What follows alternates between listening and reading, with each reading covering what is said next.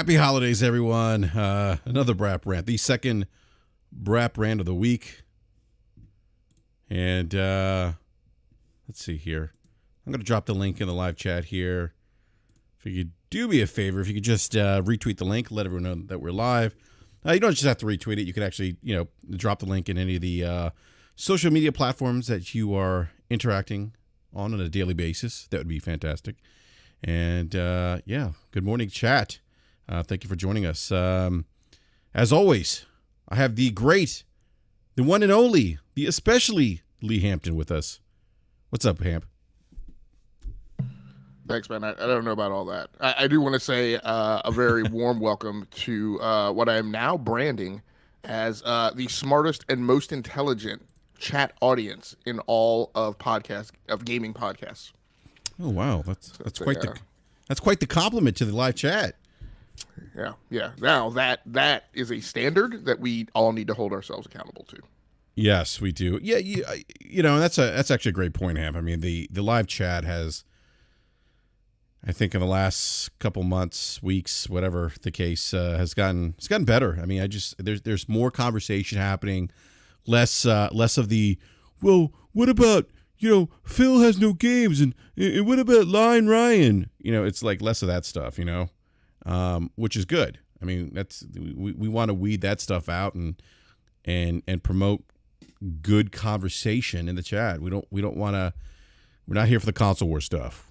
We're just not doing that. We don't do that here in the show. Like I said, I think the last rant, if you're looking for a show that has what I would say, no bias here, of course, what I would say offers great conversations, thoughtful conversations around all things video gaming and entertainment, you come to the right place. And we're not here to,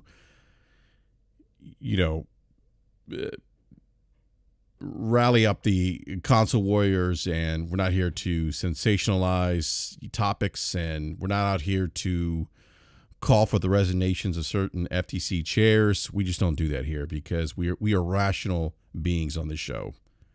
Our love for gaming is paramount, and that's why we're here on the show. So if you're looking for that kind of content, you're new to the show, consider subscribing and hitting the bell notification so you're alerted when we go live. So I'd argue that we're one of the few, and there's some out there. There are some out there. One of the few shows that is, not out here pom-pomming and console warring. And we're not out here trying to spread misinformation, disinformation. We just don't do that. So yeah, and just to nuance that a bit. So, and also, I think when we speak on that, we also speak from a place that we would advise to don't get confused that because you either like, right, what somebody is doing, right, like the performance of a company at a point in time better than another. That's not bias. Bias is when anything that a company does without any critical thought, you immediately pounce on as a positive or a negative. That's bias. Also don't mistake it for facts, right? If I sit here and I say the combined user install base of PlayStation 4 and PlayStation 5 is larger than that of Xbox, that is simply a fact. That is not me being biased towards PlayStation, right?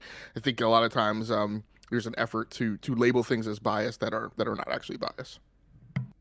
Yeah, and that's a great point, Hamp. I mean, we've actually have had some people come in the chat and say, "Oh, well, you guys, if it was Sony, it would be okay." And it's like, no, a lot of the things that we're discussing too are,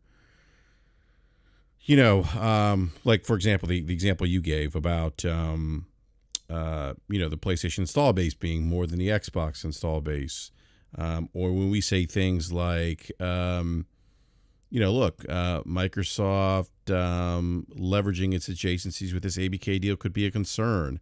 That's not being biased against Microsoft. That's just raising a concern based on some of the concerns that the regulatory bodies have raised, and just bringing that point to light. I mean, it's not we're not out here saying Xbox is the evil corporation, but it's unfortunate that when you discuss things What I would say, Hamp, when you're grounded in reality and you're not on planet Mars, people take the folks that are grounded in reality and say, "Oh, look at them, they're biased." Right. So Buck brings up a question. Why is it so irrational? So why is it irrational to feel Lena Khan should be fired? So I would say, Buck, when I've used the phrase people are being irrational about a thing, it is entirely based on what they found that that their statement on, right? So people who have run around and said should Lena have talked about Lena Khan should be fired. It's because they're basing that on a rational foundation. Also, I would say, again, because I've spent a lot of time around government agencies, firing of a government official doesn't really work in the way that that particular person articulated it. So that's the problem. If there's a basis for why somebody feels Lena Khan should be fired, I'd be open to discussing that. An average giant, the first one to dive below the hard deck that's been specified for this training exercise. Who was this? Average giant. Average giant. This is like Top Gun, man. You never go below the hard deck. Right. So if you have a point that you can articulate as to why you feel like we're full of it, then let me know. Yeah, I mean, and that's the thing. Like Average Giant, we're not. This isn't a show where you're going to come in and give, a take that I would expect from my 8-year-old about our show. Like if you think we're full of it, lay out your case. We'll discuss it, and that's it. And Buck, I think what Hamp said. Why is irrational to feel Linda Khan should be fired? Hamp, that was a great response. But also, I mean, like if we're just rationally looking at this, I mean, has she broken any laws? Has she done anything that violates whatever? Again, Hamp, you probably would know this more than me, just given your work with knowledge of government agencies. But I mean, she hasn't gone or done anything that's outside of her scope of responsibilities as position of FTC chair. She's not doing anything illegally.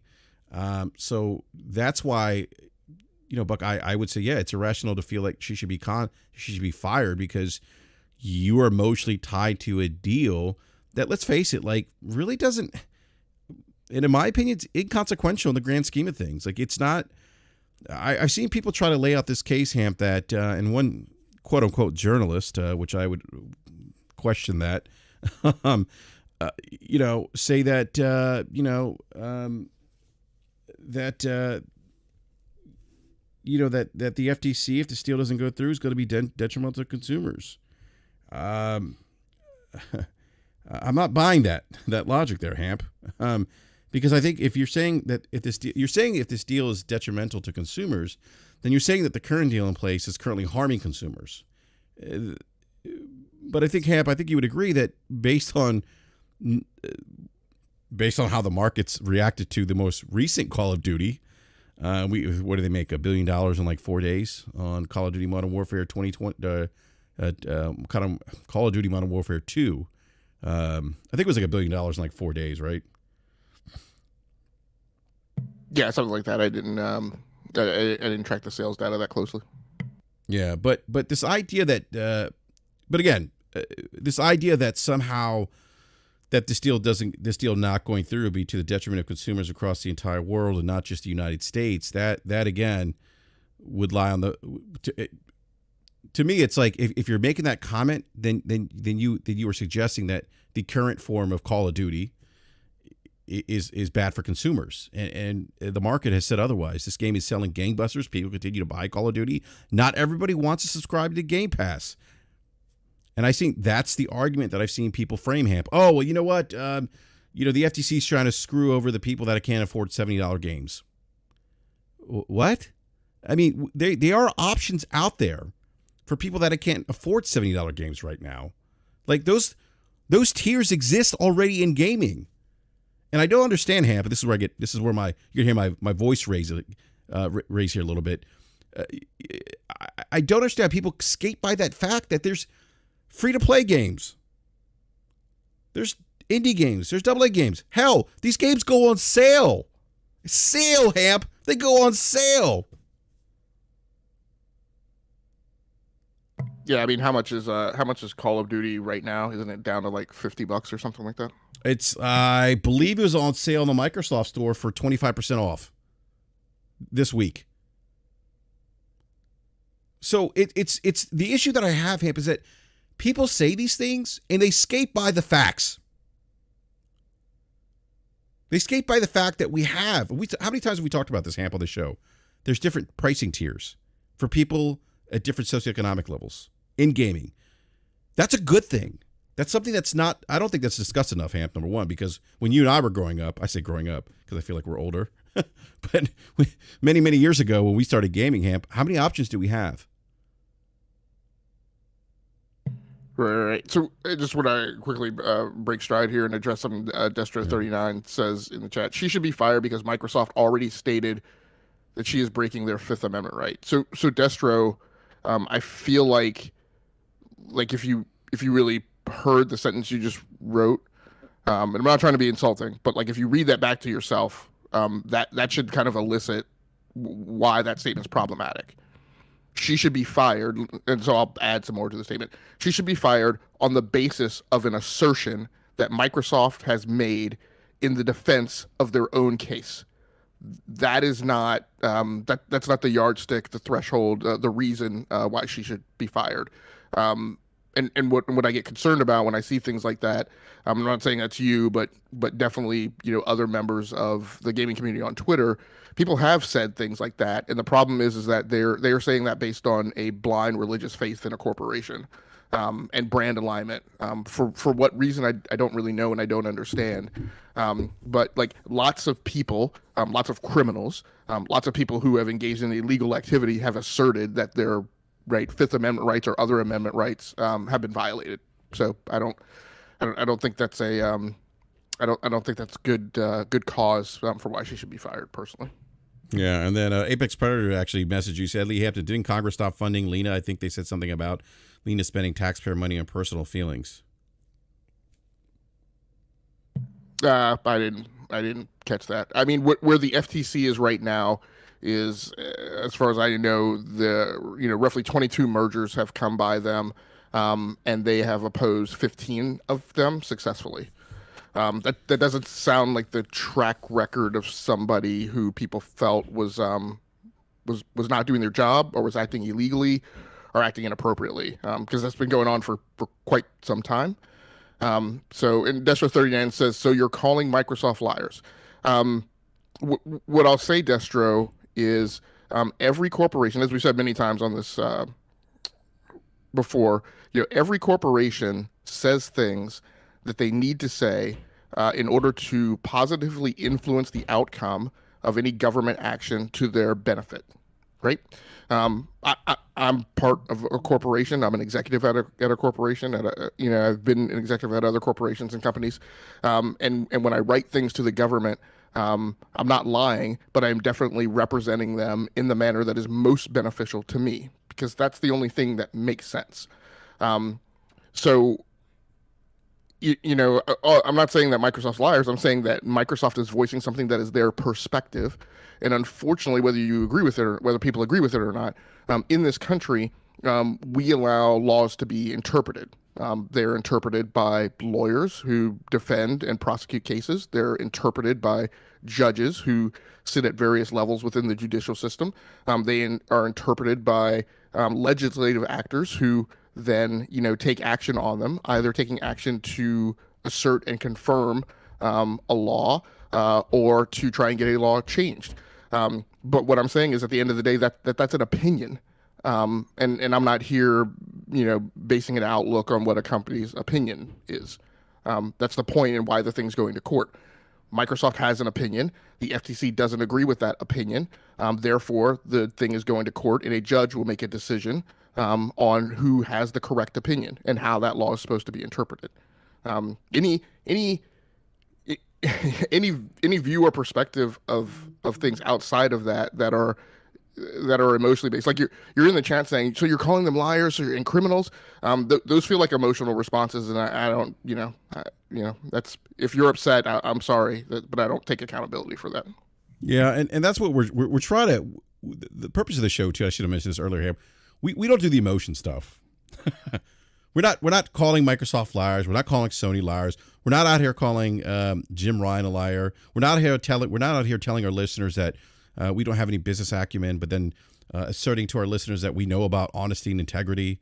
We don't do that. And so,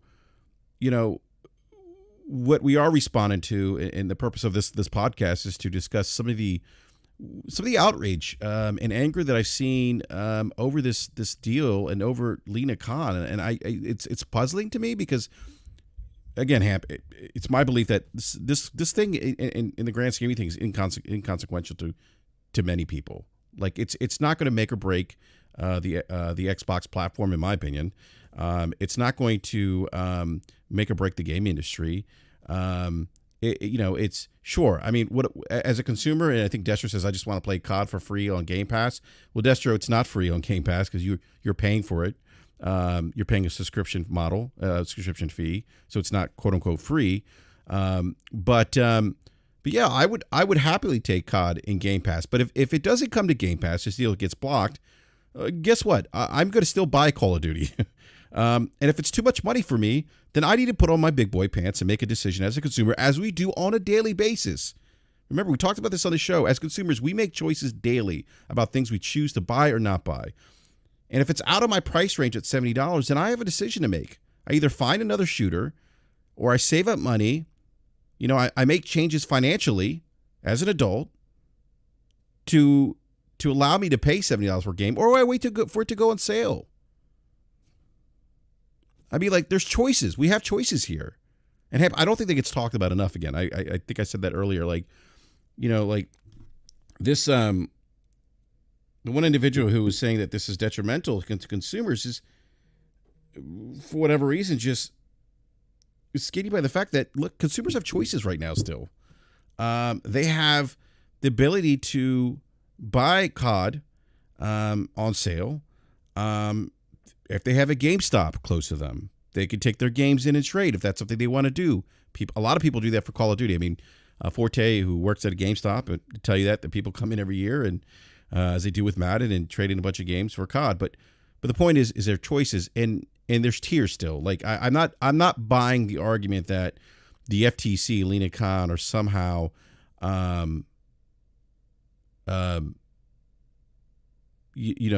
purposely trying to hurt people who can't afford $70 games.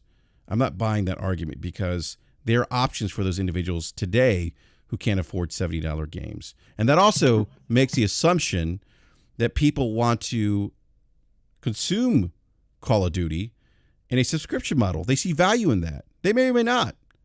But it's a little more nuanced than just saying, well, you know what? Lina Khan's out here and she should be fired because she's against people who can't afford $70 games.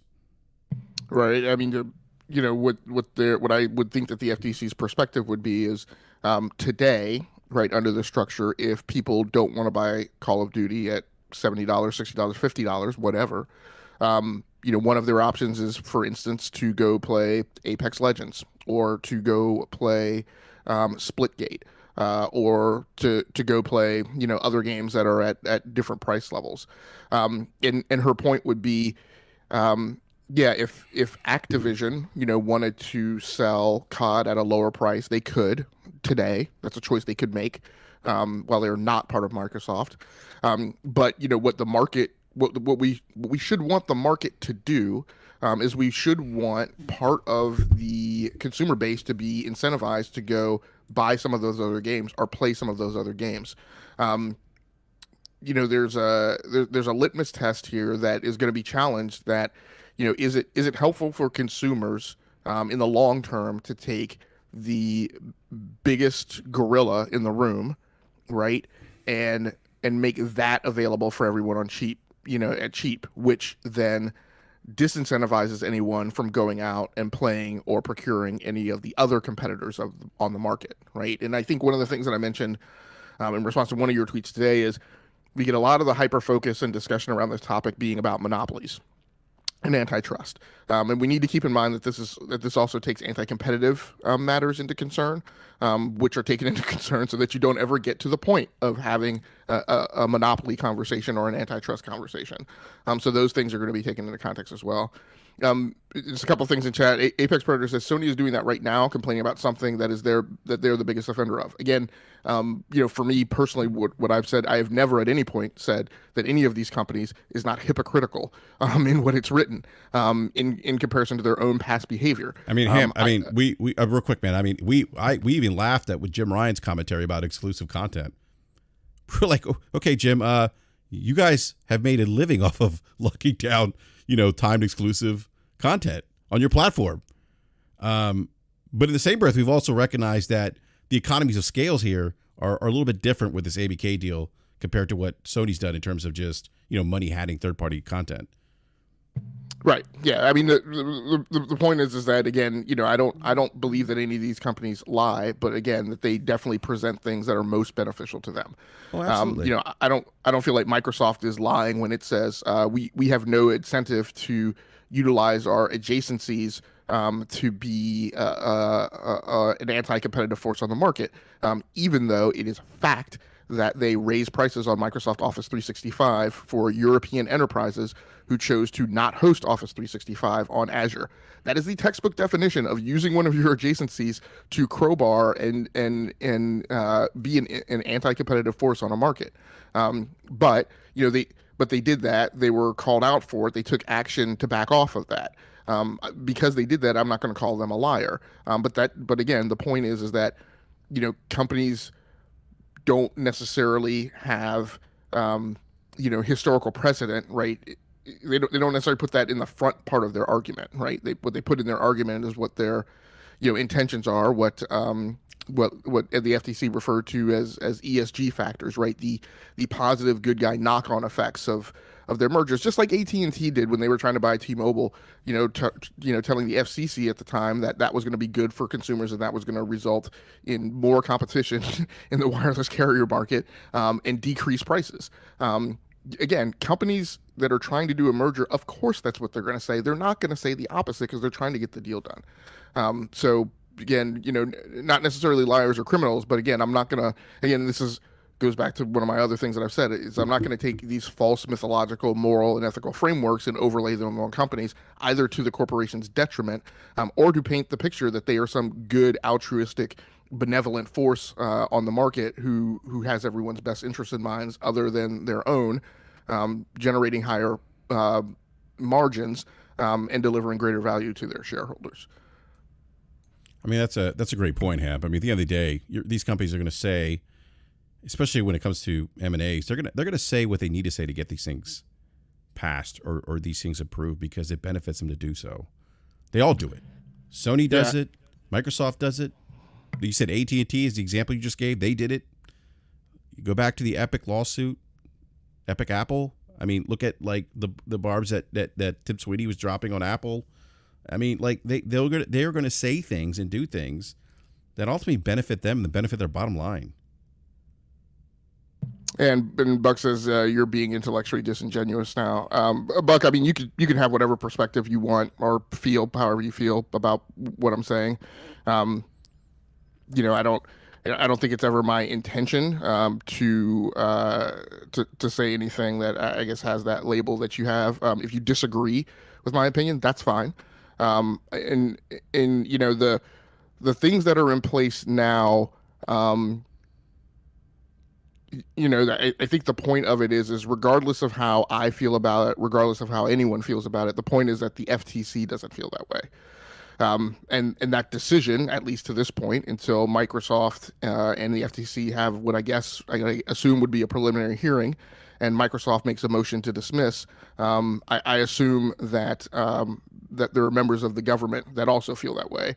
I don't believe that the case would have ever gotten to litigation. I mean, again, we talk about this as the FTC, but I want to go back and say like it's not the FTC. It's actually the Antitrust Division, which is a joint organization between the DOJ and the FTC. I don't believe that this would have gone to litigation without having concurrence from the DOJ, who will actually have to prosecute the case. And I don't think it would have gone to litigation without some level of concurrence throughout the government. Now, that all being said, I believe that there is definitely a change in how the FTC is executing its duties, where it is not as reticent to litigate as past FTCs have been. where it is okay with taking things to litigation and losing. Again, the point is to a certain extent efficiency, and the FTC not taking on the job of basically helping the corporations write and author the deal. By constantly going back and forth with them with negotiation after negotiation. So, they feel that. real quick, one of the interesting things that because I've been reading about, Lena Khan, the FTC, and by the way, look, I know people are saying, "Oh, it's a Democrat." Look, Republicans have it in for the Big Five too. By the way, let me go ahead and take that argument off the table. You guys can go to my Twitter thread and see all the evidence of the last 2, 3, 4, 5 years of litigation that's been taken up by both Democrats and Republicans, and several that have been bipartisan. So the out for big tech thing is not a singular party oriented issue. It is something that is shared. It is often shared for different reasons, and there's different causality. But both parties are in agreement that certain things need to be done to wrestle the influence of big tech to ground. Yeah, that's a great point, Hamp. But one of the interesting things that I did read in kind of Lena Khan's approach to M&As is she's saying, hey, look, the FTC is not here to help you figure out how to make a deal legal, how to make it work. Like, that's your job. Like, companies need to figure that out before coming to us. We're basically not in the business to figure that out for them. They're just what they're saying is that they're an adjudication authority, not an arbitration authority. Exactly. Yeah. So I thought that was interesting because that is a kind of a break from, how the FTC's, from my understanding, traditionally operated. But they're also looking at, and again, I really hope people take the emotion out of it because there are some interesting things that are happening with the FTC right now, and as a consumer, what I find fascinating is that they have said, look, vertical mergers, and this is where, some of the legal opinions have said, hey, look, historically speaking, vertical mergers haven't been an issue. Judges haven't had issues with vertical mergers and acquisitions. The FTC hasn't had issues with them. Perhaps this isn't a good case for the FTC. Maybe they don't have a strong case here, just given the precedent. But what the FTC is arguing now is that even those vertical M&As, they may not necessarily be good for consumers either. And I mean, you look at the cell phone industry, Hamp, where we've seen those vertical M&As. I haven't seen the benefit to consumers. I haven't seen lower cost and prices on with the mobile phone industry, cell phone providers, and I haven't seen it in the cable industry either, where there's been mass consolidation as a result of vertical mergers. So I think it's an interesting change for the FTC. But notice how I said, like, I'm not looking at this from an emotional perspective. I'm just observing and saying, okay, this is interesting, like that they're looking at this, and then I'm looking at previous M&As, vertical mergers, that I can actually say, wait a minute, like those things actually haven't benefited consumers. And the reason why I say this is because, again, it's like we can look at these things and we don't have to get all angry and upset at the FTC and say Lena Khan needs to be fired. But there is an opportunity to learn something here, which I think is the part that I think people are missing out on. There's an opportunity to learn about mergers and acquisitions from a historical perspective with vertical mergers and acquisitions, right? There's an opportunity to learn how the FTC is pivoting here in terms of looking at these M&As, these vertical M&As, as opposed to coming out here and just saying, oh, she's terrible, she's evil, she should be fired. Like there's really right. There's really an opportunity to learn. I'm sorry, go ahead, Hamp. Yeah, and I mean, this is kind of part of my problem. My disagreement with the opinion Destro 39 is expressing, right, is that that basis is entirely on what Microsoft is saying. And so Destro says, sure, but that is a real reason to be fired if you're going against people's or companies' lawful rights. So in your eyes, Microsoft is saying themselves, these people at the FTC should be fired or at least looked into. Destro, it will be looked into because there's going to be a court case. Right, and if the judge feels that the FTC's lawsuit was frivolous or at least unjustified, then that person will rule in Microsoft's favor. But again, what I mentioned earlier is that this FTC has successfully opposed 15 M&As. 15 out of 22. Of the ones that they've has successfully opposed, 15 out of 22. Of the ones that they've opposed, they have been successful in 15 out of 19, right? And 2 of those 4 that they haven't been successful at opposing are going for appeal. So they're 15 and 2. That's the sports record of the FTC. And last time I checked, that's a team that's still going to the playoffs. And I'm sorry, real quick. That there's been a false narrative spun out from the FTC's like quote unquote losing record. I don't know where that came from, but this is an example of like where you went, looked up the information, and found out that under Lena Khan's tenure, the FTC is what you said 15 and what? 15 and 2 as of now. Now that's successfully opposed, not litigated. So I think some of those people are anchoring themselves on the litigation. But again, I think that provides a skewed perspective because that, again, the way it's voiced is that leads people to believe that, every merger that they have opposed, they've been unsuccessful at litigating. Yeah. So I think that record kind of needs to be set straight. But Ham, I'll double down. I just think there's a tremendous learning opportunity here. You know what I mean? To go back, to learn about previous cases, to go back and look at the case that it was brought up against Microsoft 20 years ago, to read what Lena Khan's thoughts are on mergers and acquisitions, to understand the process, the regulatory process, to read how the EU's interacted with the Big Five. I mean, to me, that's all fascinating stuff.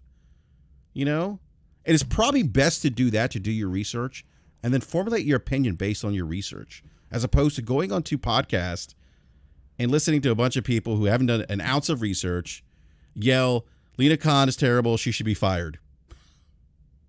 Because Microsoft said the FTC is violating their Constitution rights, their Fifth Amendment rights.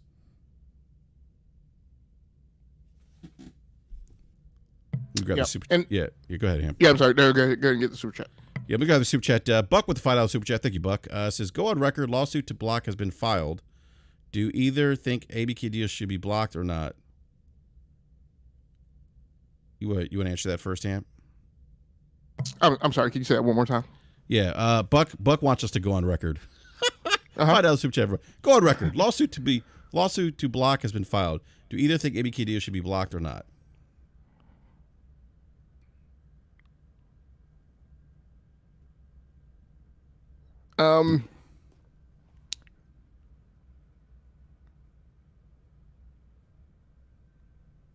So my response to that question today, and I will say today, because give me a chance to be emotional. I will say that the foolishness and the buffoonery that I've seen in some cases on this topic, and the extremities that the conspiracy theories have gone to that I've seen, are definitely emotionally influencing me to change my tune on this topic, almost simply to antagonize people. But what I will say is the rational half of me says the deal as it is currently structured, I don't think should be approved. I think the deal with concessions should go through. Now, exactly what those concessions are, I don't know. And I go back and forth each day on exactly what they should be. But I don't believe a wholesale sale acquisition of the ATVI corporate structure should be what necessarily happens. And again, that could be, that could be, a whole, a sale of the entire unit with court mandated concessions that have to be made. That could be some degree of breakup of that corporate entity and spin out to other entities. The other day, I was thinking, and this was just a notion. I'm not saying this should happen, but in some, and I look back at the wireless carrier mergers, right? And I looked at, and I recall, AT&T attempting to buy T-Mobile, and then SoftBank attempting to buy T-Mobile, and how both of those were denied. And the eventual result we got was a merger between Sprint and T-Mobile. And I thought about, if this deal doesn't go through, I thought about, what would be the potential, what would be the possibilities, right? And how would it be better, maybe, for consumers if out of this there were some type of merger of the large third-party publishers, right? So thinking about, because remember, and this is funny, right? When I talk about history and the way gamers are always, gamers are sometimes selective about, like, Activision Blizzard hasn't been a thing the entire time. It used to just be Activision, right? And it was really Activision Blizzard Vivendi, right, which really most people knew beforehand by Sierra. And then Vivendi eventually extracted itself from that financial arrangement, and that was endured a period of conflict and tension between the companies. But Activision merged with Blizzard, right, originally, and that created the structure that they have today. So I thought about, well, what would an Activision EA look like? What would an Activision Take-Two look like? In those various combinations, which company's leadership should take over. Again, I've been on the show most recently saying I'm a very huge fan right now of the financial discipline and financial philosophies shown by Strauss-Zelnick. Particularly in things that he vocalized in his interview with the BRAP earlier this fall. And so maybe, a merger with Take-Two, with Strauss's corporate leadership taking over and instituting the financial discipline that needs to be there. There's an argument and there's a hypothesis that could be formulated that might say that maybe that's a better overall outcome. Maybe the pushback that needs to happen in the gaming industry is more balancing between the content publishing arms and the platform owners, right? When we look at the mobile market and we talk about how, it's sort of a kind of draconian regime, right, between, with Apple and Google being the primary storefront owners. And I don't necessarily believe that's the case with Google, because Google allows side loading and yada, yada, yada. But, maybe the bargaining power on the supplier side needs to shift so that the third-party publishers have more power than the platform holders. And maybe that would be a better shift alignment. So, but no, on record, my feeling is the deal as it stands should not be what's approved. It should be a modified deal that's eventually approved and allowed through. Yeah, and I agree with you, Hamp. I've echoed those same sentiments on the show before. Deal go through with concessions, although I do have concerns, though, of, as I think long term. Destro, I don't know what to tell you, buddy, if you think those sites are credible. I gave you an example of something that a journalist from one of those sites said, and if you kind of connect the dots, you'll see that what he's saying is irrational at best. And it was a piece earlier in the conversation about that this deal doesn't go through, that the deal not going through is detrimental to gamers. It wouldn't be. And you just look at the market, how the market operates around COD right now. People are consuming Call of Duty in the mass. So I don't know what to tell you, bud. But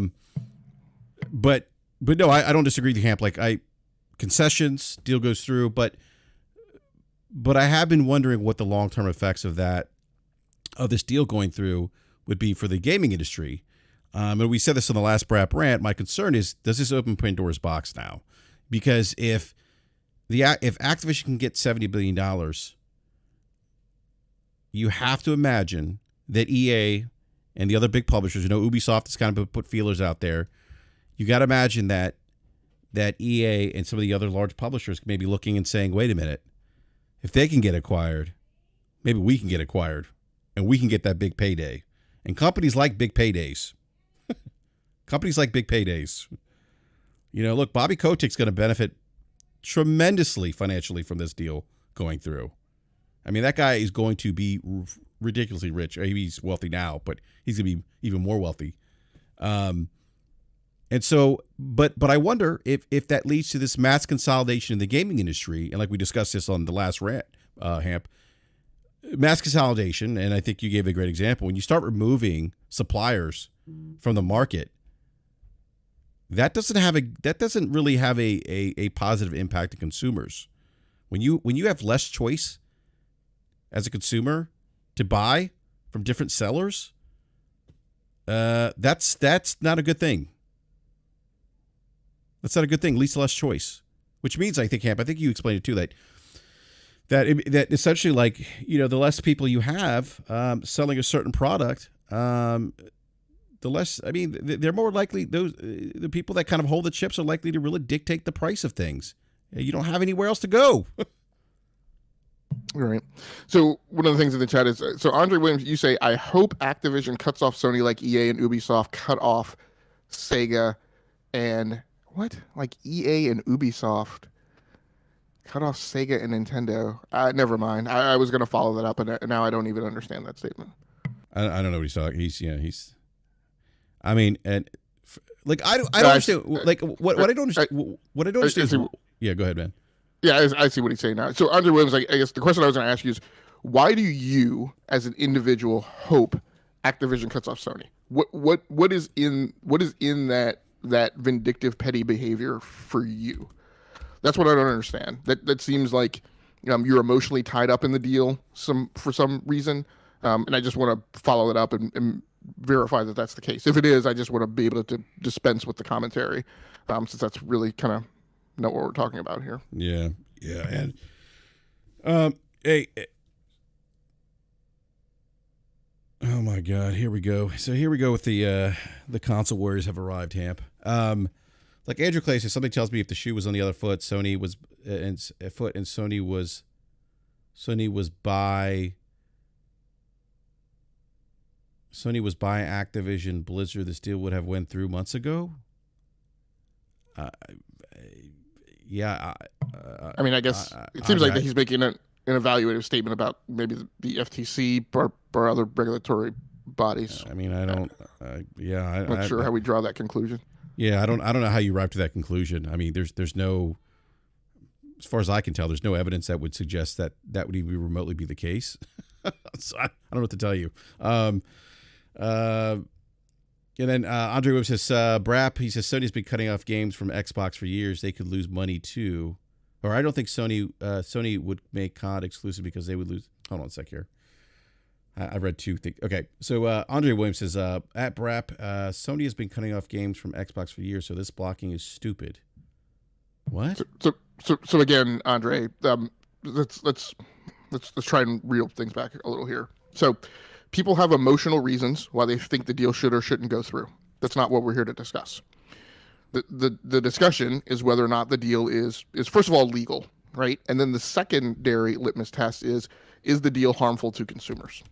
And is the deal harmful to consumers long term? Again, the rubric that I think people keep missing. And that's why I brought up mass consolidation, by the way. Right. I think the rubric people keep missing is how is it bad for consumers if everybody can buy COD cheaper? That's setting off to run a marathon, right? And only running the first kilometer and then declaring that, well, that wasn't that bad, so running the marathon must be okay. No, you have to actually follow that entirely out through, right, the ramifications, right? And as I stated in I can't remember if it was last rant or over the last couple episodes, right? My point is the question has to be asked. And again, I'm saying that this is the question, right? Destro,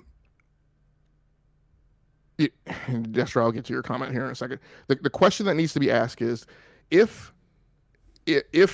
first of all, again, there are roughly 10 companies that make 65% of the entire revenue in the gaming market, right? That is not, in my opinion, a good distribution, right? It puts most of the bargaining power in the market in the hands of a very small number of players.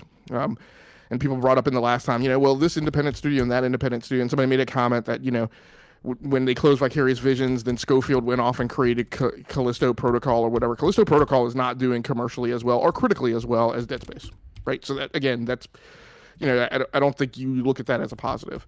net. But if you take 10 of those players and you allow one to acquire the other, you're now down to 9, right? And again, that is mathematically quantifiably not good for consumers, right? In just basic flat economic theory, right?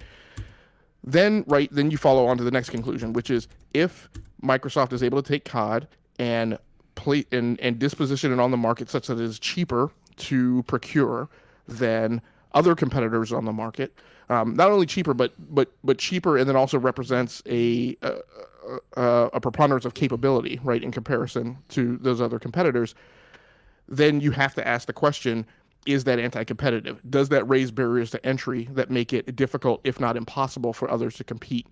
As I've asked the question before, if that happens, if now COD becomes available, right, to so many people on so many platforms, then how do you ever have a Splitgate, right? How do you ever even have a PUBG in that environment? And if the answer is that you can't, right, or that it's incredibly difficult, unless somebody like an Amazon or a Google or a Meta, right, comes along and backs it, then that raises anti-competitive concerns, and those are the questions that need to be asked. Again, this is not me saying that is the reason the deal shouldn't go through. That is me saying that's a pretty good reason for litigating, right, and taking the deal to court and putting it in a judge's hands and letting that individual decide. And then Destros' analogy was lost it now. It was something about Amazon and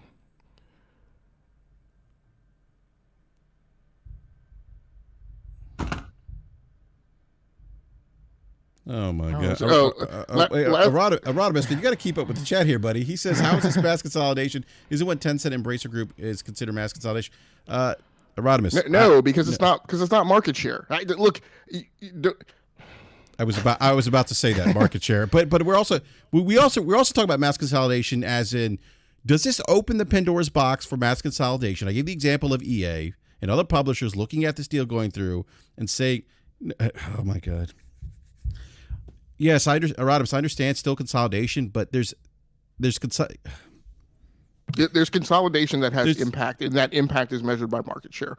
The scale of impact is real quick. Yeah. The scale of impact is different. Is my point. What's up, Everboard? What's happening? I only got a couple of minutes, but I wanted to be the Xbox fan apologist on today's show.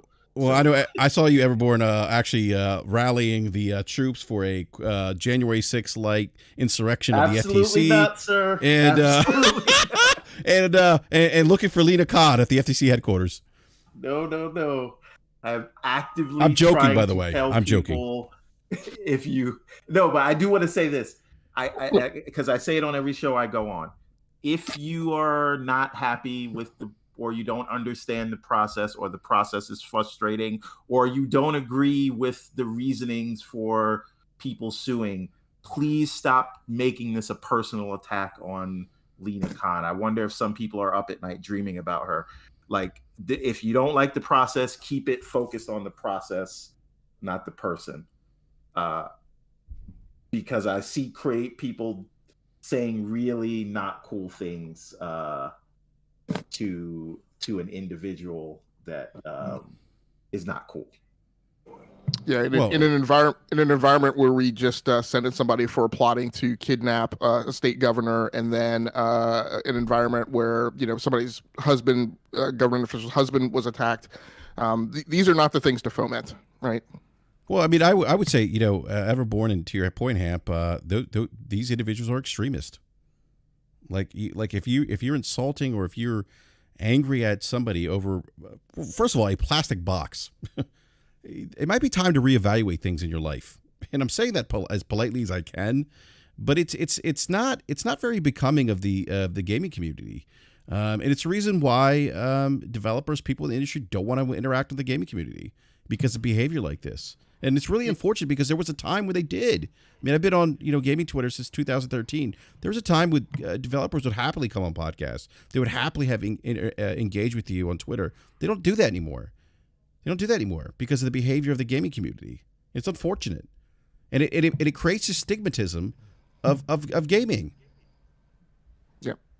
So I'm going to stick up for my man Everborn here. So Yeah. Destro39 says, Everborn agrees with me. I hear him on Boom Show all the time. Destro39, he does not. Everborn has not been sitting here saying Lena Khan should be fired. That was your initial hypothesis and premises when you came into the show. Never once said Lena Khan should be fired. You don't have to agree with the reasoning, but making it about the individual, I think, is a slippery slope, and it gets like really, really weird from there. I don't agree with the reasoning of the case, but I'm a layman, right? And I don't apologize for anything I've said, and I will get into that. I do believe the deal should close, but this is not about Lena Khan, and I need people to understand that. No, and I wish Everborn too. People would just also realize this is a process. Yes, there's some historical precedent here where this process is seemingly changing, but let the process play out and don't take it personal. Like, it's at the end of the day, like, COD isn't going anywhere. It's not going. Even if this deal doesn't go through, Everborn, people will still have access to Call of Duty. It's not going anywhere. Look, and I understand, like, if you want to get Call of Duty on Game Pass, look, I would love to have Call of Duty in my Game Pass subscription. It'd be another thing I could chalk up to using. It'd be another feather in my cap for Game Pass, because I don't use Game Pass right now. You know, but it'd be another thing that I could say, yeah, I have another game that I know I can look forward to on Game Pass. That's going to be there on a regular basis, hopefully. Yeah, I would like, but at the end of the day, it doesn't happen. I'm just going to go and buy Call of Duty the way I've always have. If I'm interested in buying it that year. I don't like the Vanguard type of games, the World War II games. I like the more modern. Modern Warfare is my jam. But go ahead. Once you guys run through what you were going to run through, the reason I wanted to come on, I do want to give a voice to some of the frustration. How people express that frustration, or some of the actions that they take. Some of that stuff I really don't agree with, but I don't want to say there's no. I don't think there's no. I understand why people can be frustrated with the process, and I wanted to speak to that, because I think what's happening is you guys are talking about this. Hamp is taking a very analytical view.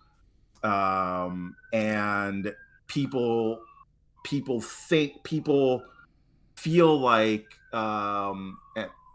rightly or wrongly, right? They feel like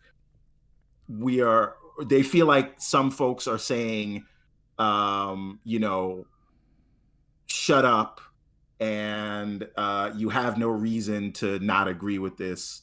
And I think you can respectfully disagree with a take. It doesn't mean you're right. Doesn't mean they're right. But I do want to speak to some of the frustration, because I do understand it. I don't. Go ahead. Yeah, everyone. I don't understand the frustration. I just don't. Because it's fine. Because, and I tell you why I don't. Because it's, to me, it's not this isn't like.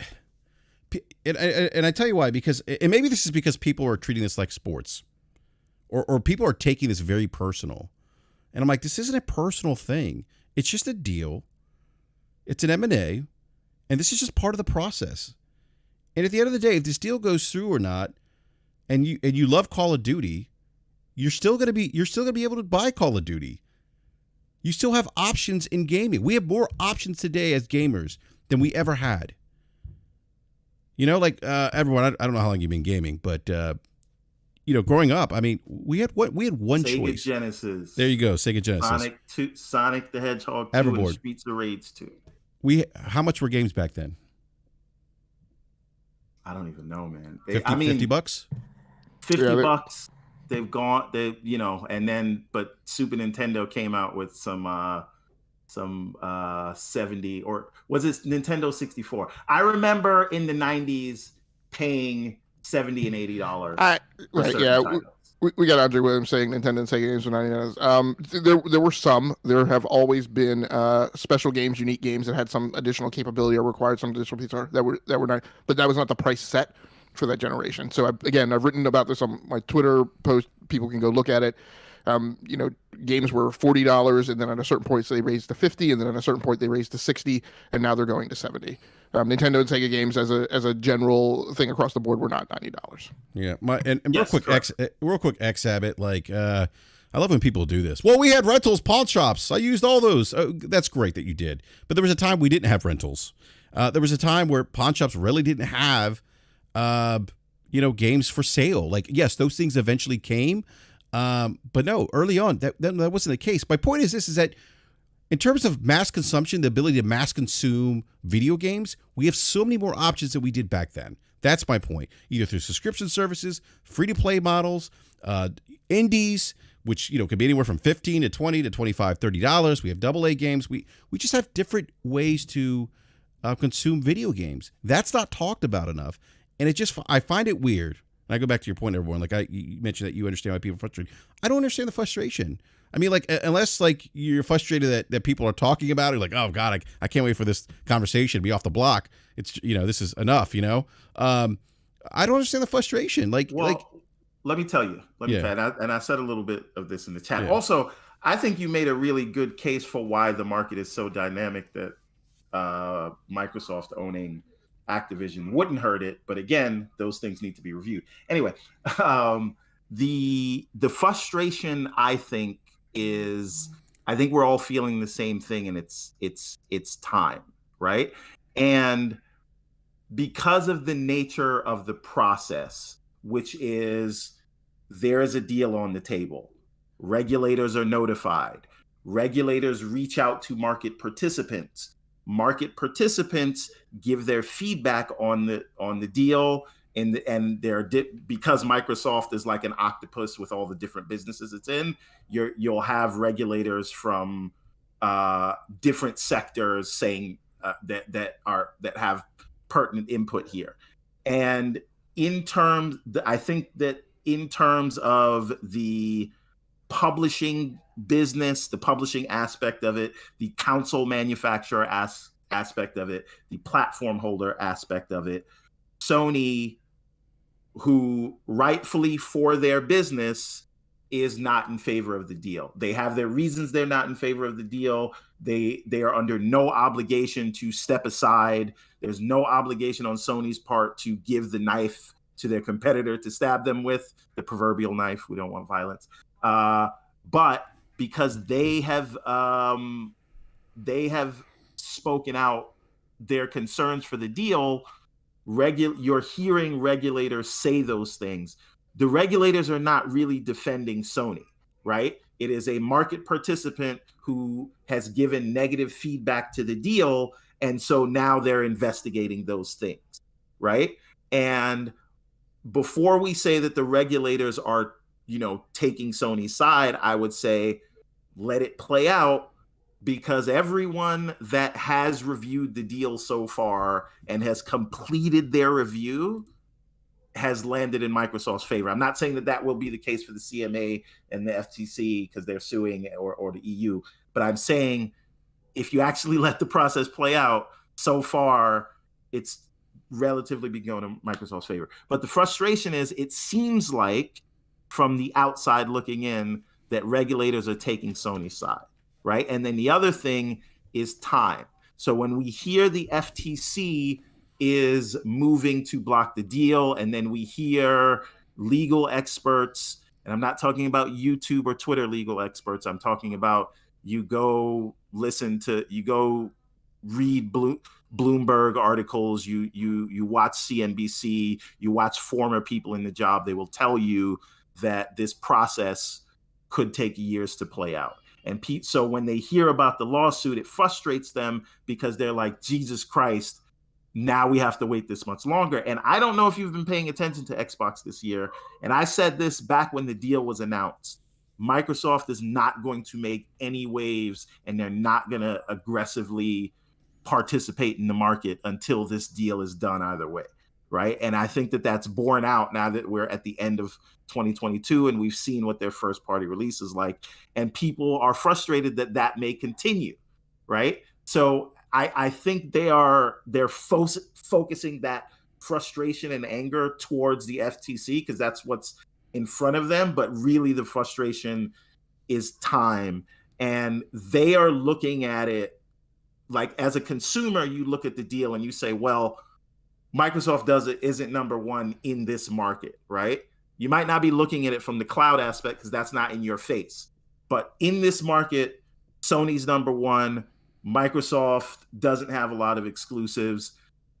From the layman's perspective, you see Call of Duty, you see Activision, you see that as evening the odds. And the benefit is if the odds are even, Sony is not going to lay back. They're going to compete even more.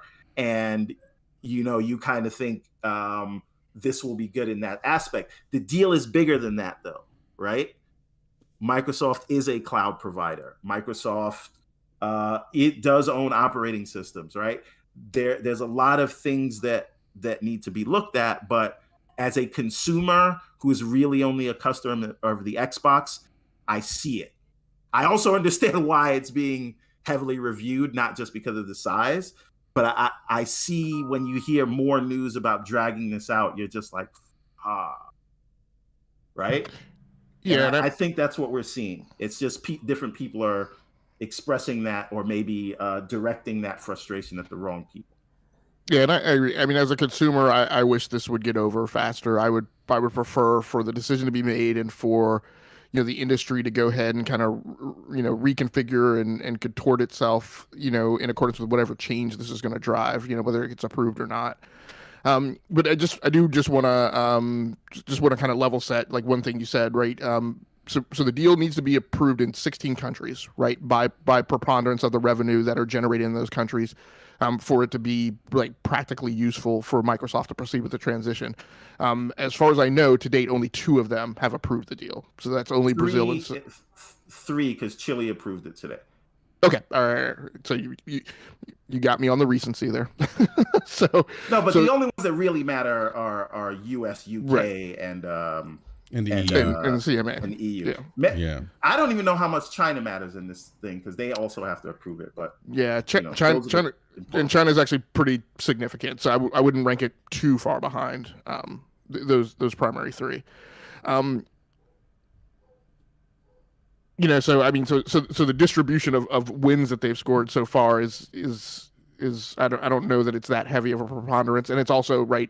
Those countries are countries where I wouldn't say they're necessarily their largest revenue footprint is, and then for people to understand right why different decisions might be made by the CMA and the EC and the FTC is, as I talked about before, right? The industrial practice, commercial practice, trade regulations, and economic concerns in terms of how big tech plays into overall GDP for those countries is also very, very different, right, than it is for the U.S., Europe, and Britain.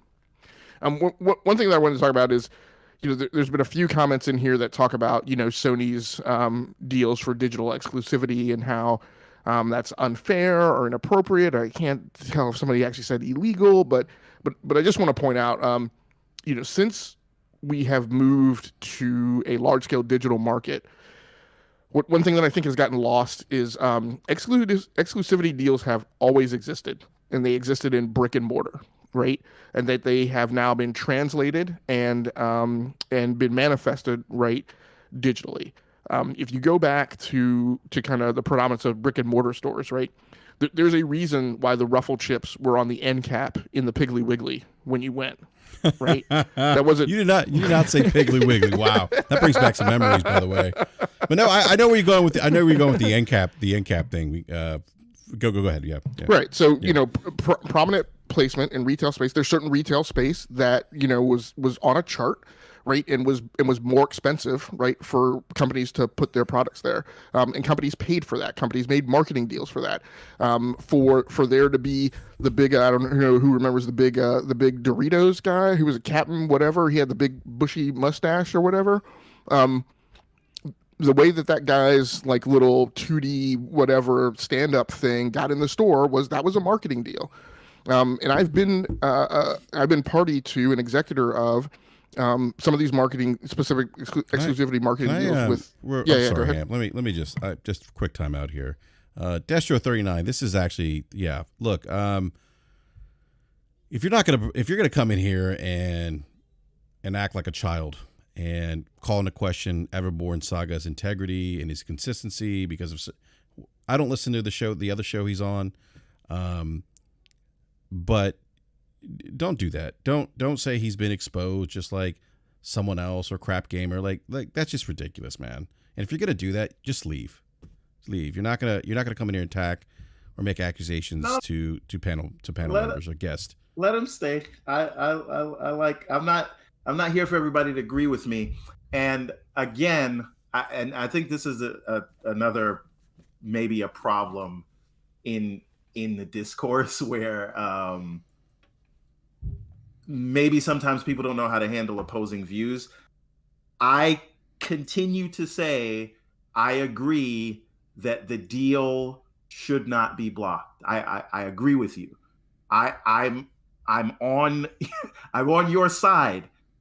If me saying don't attack Lena Khan or me saying let the process play out because I believe it's going to go in Microsoft's favor, if that is, somehow problematic for you, okay, right? But I'm coming here to hopefully try to give some voice to the Xbox fans that believe Microsoft is getting a raw deal. But I'm sorry if I'm not as cutthroat about it as anybody would like me to be. I don't know. Again, everyone, I don't know what you say on the other show. I did say to you, sir, that you're I'm. Never mind. I'll keep that between us. Let's keep that. I'll keep that between us. Yeah, I'll keep that between us. But no, I mean, like, I just don't. I don't appreciate it because, again, like, we're not here to have those kinds of conversations. Is my point, Destro. Like, whatever, however you feel, keep that to yourself. We're trying to encourage a thoughtful conversation. That was pretty funny. Xbox likes the Chilean government, but no, like we're trying to have a different conversation here. Abbott, or not Abbott, but Destro, compared to some of the other chats that you probably hang out in other shows, because you mentioned one of them, and I've seen the chats in those shows. We're not doing that here. And that's why I called you out. And I think, frankly, I think it's rude. I mean, it's like we're not trying to have that conversation dialogue here. We said that at the beginning of the show. So, if you want to add something thoughtful and intelligent to the chat, have at it. But coming at Everborn for not being maybe as vitriol about this deal as you want him to be or as you interpret him to be on another show, like, yeah, that's not going to fly here. But feel free to DM me. I can take it. Yeah, that's what I'm saying. Like, take it offline with him. Have a conversation. Everborn is one of the few individuals on Twitter that will have a conversation. A good conversation, I might add, too. So, yeah. Why, thank you, sir. Yeah, go ahead. My point, Hamp, in bringing out Chile and Brazil and Saudi Arabia, I think is the other one, is that my only point is let it play out, right? If you believe Microsoft has the right of it, and if you believe that the FTC and the CMA did not lay out their arguments properly, first of all, you have no choice but to let it play out. Yeah, you don't have a choice. the process just needs to play out, and right. That's my point. That's my point. No amount of screaming or crying or tagging people is going to change the outcome. So for me, I'm not like a huge Activision fan. I mean, if you know me, I'm more of a Sega fan, and I would have taken Sega before this, but that's my obligatory Sega drop. I have to do it on every podcast. But for me, the excitement here is the chess move. So every press release Microsoft makes, every piece of news where Jim Ryan speaks about this thing, every new information dump from a regulator, it's all chess moves to me and how it responds. So BRAP, when you said it's wrong to look at it like sports, I don't know if you said that, but that's exactly how I look at it, and that's the fun for me, right? I'm not like emotionally attached to it. This is a war game. This is a chess game. This is a football game, and I'm watching all the players on the field and the different moves that they're making, and that's what's so fascinating about it to me personally. Like I said, I keep saying how I believe it should go and how I believe it will go, but that's as far as I'll take that. I personally cannot get upset and angry out here to the point where I'm yelling at people over this. Yeah, I think what's troubling too, Everborn, is outside of the personal attacks on Lena Khan, a lot of misinformation, disinformation has come about people's interpretations or lack of understanding of the process. And that's why I said this is a great opportunity, learning opportunity for people to learn something that's tied to video games, something that they claim that they love. And I've taken this opportunity to learn more about previous FTC decisions on merger acquisitions, what Lena Khan's thoughts are on vertical mergers, and how the FTC's previously allowed vertical mergers, and how vertical mergers really, in some instances, and Hamp, I know you mentioned like the cable industry, how those mergers really haven't been beneficial to consumers, and that's kind of been the thought process with the FTC in the past, that these vertical mergers actually do benefit consumers, and maybe that's not the case. And if it's not the case, I don't think that's a bad conclusion to arrive to, especially if that conclusion that's being arrived to benefits us as consumers with maybe more choice. Maybe we don't suffer mass consolidation that we've seen in other industries and gaming. Mass consolidation leads to less choice. I don't think these are necessarily bad things, but I don't agree with the she needs to be fired, or that she's being disingenuous, or she's got some political motivation, or she's or I see people say things like the union stuff came up. I know we talked about that, Everborn. Like people still think like the union hasn't been passed in some instances. I'm like, guys, the union's already there. Whether or not this deal goes through, I've also seen people conflate QA testers with developers. Not everyone. Not that QA testers don't matter. Want to make that clear. Yes, that was another pet peeve of mine. But QA testers are people too. No, they are people. No, I get that. But people are extrapolating like unionization into the. That this is going to be unionization is going to be across the board for developers and things like that. Or I've even seen people say, "Oh, well, you know what? Like Lena Khan, like you should investigate Sony Pictures because that's a monopoly." I'm like, where are you guys getting this from? And the problem is when that stuff starts happening and it comes from a place of emotion, we get disinformation, misinformation. I mean, and it eerily reminds me of Everborn. Somebody actually, maybe it was XAB in the live chat, said if this deal doesn't go through, you're going to see red hats pop out. That was a MAGA reference. Some of the emotional response and some of the stuff that's being perpetuated out there, and it's coming from some journalists. It's coming from Xbox centric podcasts. Unfortunately, it's feeding that emotion, and in some instances, what I see, anger. And it's very reminiscent of the MAGA, the election was stolen movement. So that's concerning. And again, it's unfortunate because it's just going to lead to a stigmatism of the gaming community, where it's look at those gamers. They're all a bunch of nerds and they're all a bunch of emotional babies. And we're not those things. Gaming is grown so much beyond that stigma or that stereotype. That it had, when I started gaming 20, 30 years ago. There were all a bunch of, basement dwellers drinking Mountain Dew. We weren't playing video games, we're playing D&D. Gaming's not like that anymore. Although I think Camp, maybe I won't say that live, but... I feel attacked. Well, I mean, look, man, Mountain Dew is delicious. I don't know. Look, I was there with you, man, in the basement, rolling those dice, filling out my sheet, for D&D and listening to Dungeon Master. I was there, man. I was there with you, but it took many years of age and the accumulation of many miles to get me to a point where I no longer eat Doritos and drink Mountain Dew while gaming. Yeah, but my concern is the misinformation, disinformation. Now you just do it while coding, like me. Exactly. But that's my concern, though, too, is that misinformation, disinformation that's out there. We're oddly enough, you have people that kind of feel disenfranchised, and I don't understand that. This is video games. No one should feel disenfranchised or angry about a hobby, about an entertainment that's supposed to be enjoyable. And I think if it's not enjoyable to you, and you feel disenfranchised, you're doing it wrong. Just my 2 cents. Go ahead, Amp. And what's really super weird to me is, again, one of the things I wrote about is I feel like we should all stop acting like this is Microsoft's David to Sony's Goliath, right? I mean, this is a multi-trillion-dollar company with feet in multiple markets. If they even had to so much as back entirely out of the gaming industry, I talked about how it is 4% of their revenue. Microsoft would be fine. And actually from a business case study perspective, again, you look at corporations that have been of the ilk like Microsoft, and the truth is that what they do best and when they have been better and when they have been leaner companies is, quite frankly, when they do boring stuff.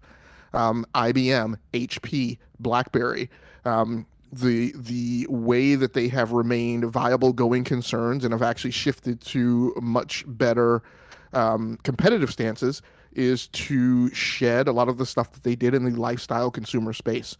I call that killing your babies. Can I let me I'm sorry, real quick. I want to address something in the chat. Gaming Forte, big shout to Gaming Forte. Says great conversation, guys, but I think we need to stop trying to hold people's opinions against them. Most people only care about the things they see at a surface level. People are going to feel how they feel. I get that, Forte.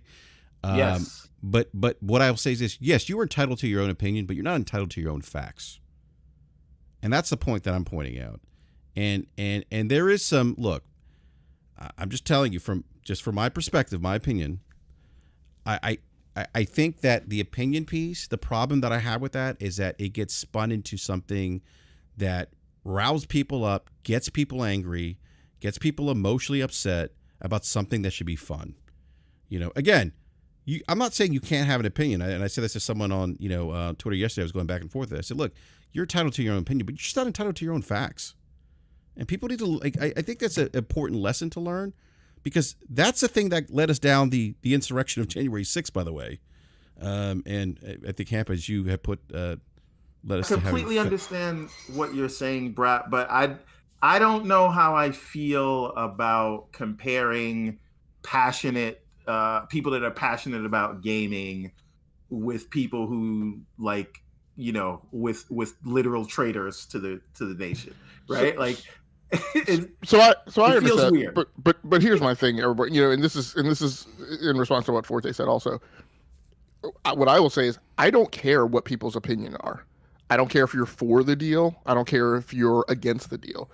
Both of those stances are weird to me, because it's a corporation. It's a thing happening out in industry.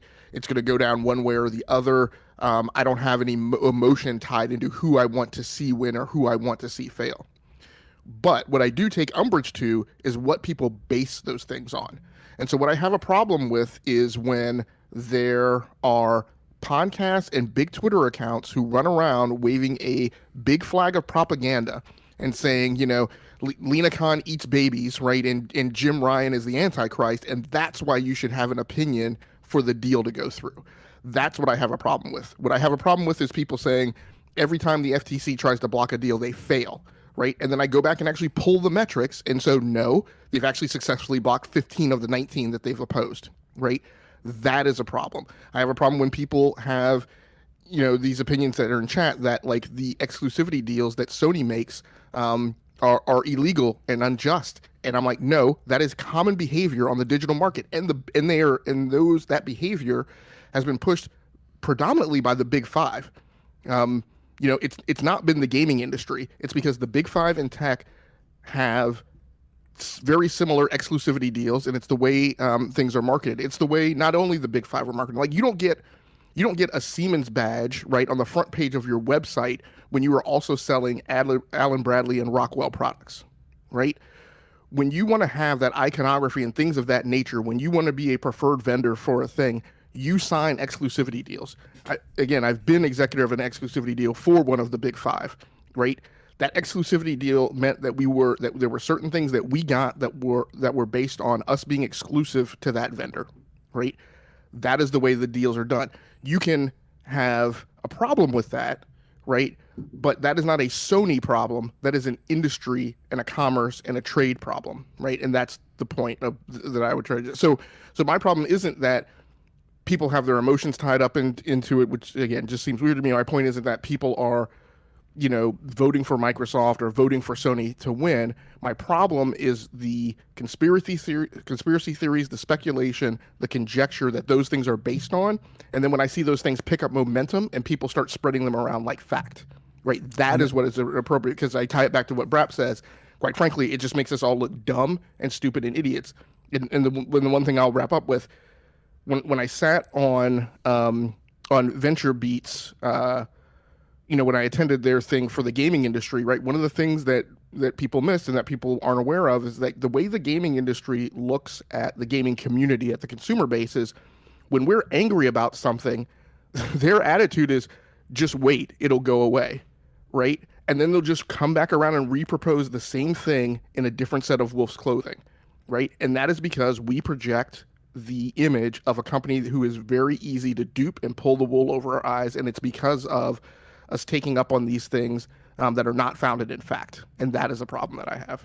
And that's Hap. That was my point. You're entitled to your own opinions, just not your own facts.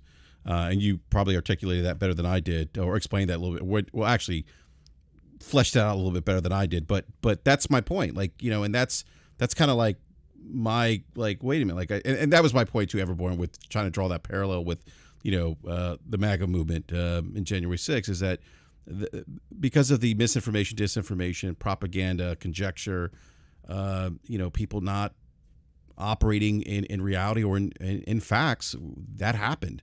I'm not saying that people are going to storm the FTC office in the gaming community, but my point is that it breeds like 5 people, but that's not indicative of the whole community, right? There's always going to be crazy people. It's not, but it starts though. There is a snowball effect, and I'm seeing that happen more now. I'm seeing some of those things happen more, where it's and it's really happened with this deal a lot, and I'm seeing it more than I have with any other since the almost 10 years I've been on gaming Twitter, more than any other also topic. The biggest deal you've ever seen. Yeah, and that's part of it too.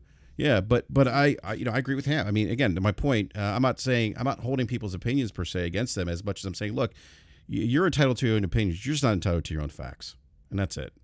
Well, let me add something to what I guess you and Hamp are saying. What I real quick, I got to get a super chat, everyone. I'm sorry. Yeah. Hold on real quick, because this is Destro 39 with the $5 super chat. He says, "I'll just say this and leave." Well, thank you for giving us the super chat and then leaving. Paying customer. Yeah, paying customer. When Boom is saying the things I was earlier, he agrees with him. Have a good day. I guess he's referring to you, Everborn. So I don't know. Maybe you should reach out to him on DM and you guys can chat. I don't know. He can reach out to me. I'm not, but the DMs are open. Everborn Saga everywhere. So the thing that I want to add here is also, I should say, Boom is a very close friend of mine. He was at my house the other day. We talk on the phone every day. I will not be accepting any Boom slander whatsoever. Not today, sir. But separately, I think the real issue, or at least my pet peeve, and I don't know if you guys will agree or not, it's not so much the ignorance, right? I don't expect people to be antitrust law experts, right? But it's not the ignorance, it's the arrogant ignorance, meaning, and I call that being wrong and strong, right? So it's like you don't know what you're talking about, and then someone's trying to explain things to you or give you documentation, and then you're cursing them out.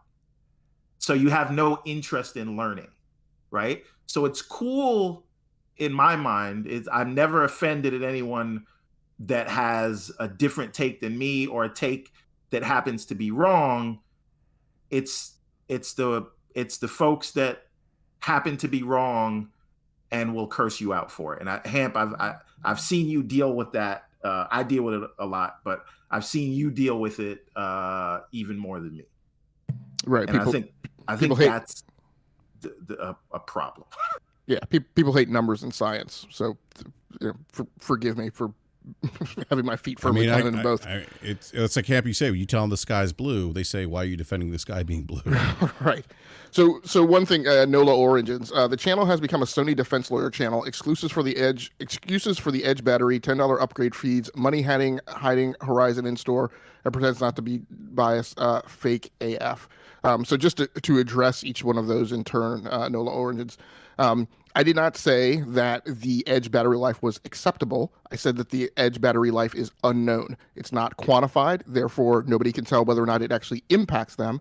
And so making a judgment on the overall value of the product at this point is preliminary, right? Because nobody knows. Again, that is a fact. That is not something to be disputed or argued about, so I won't really engage in an argument about that. $10 upgrade fees. I'm not sure exactly what the $10 upgrade fees are about. I guess this is for buying the PlayStation 5 version. So we'll just settle this on $70 video games. Again, Microsoft has also raised prices to $70. So again, I'm not sure what the point of that is.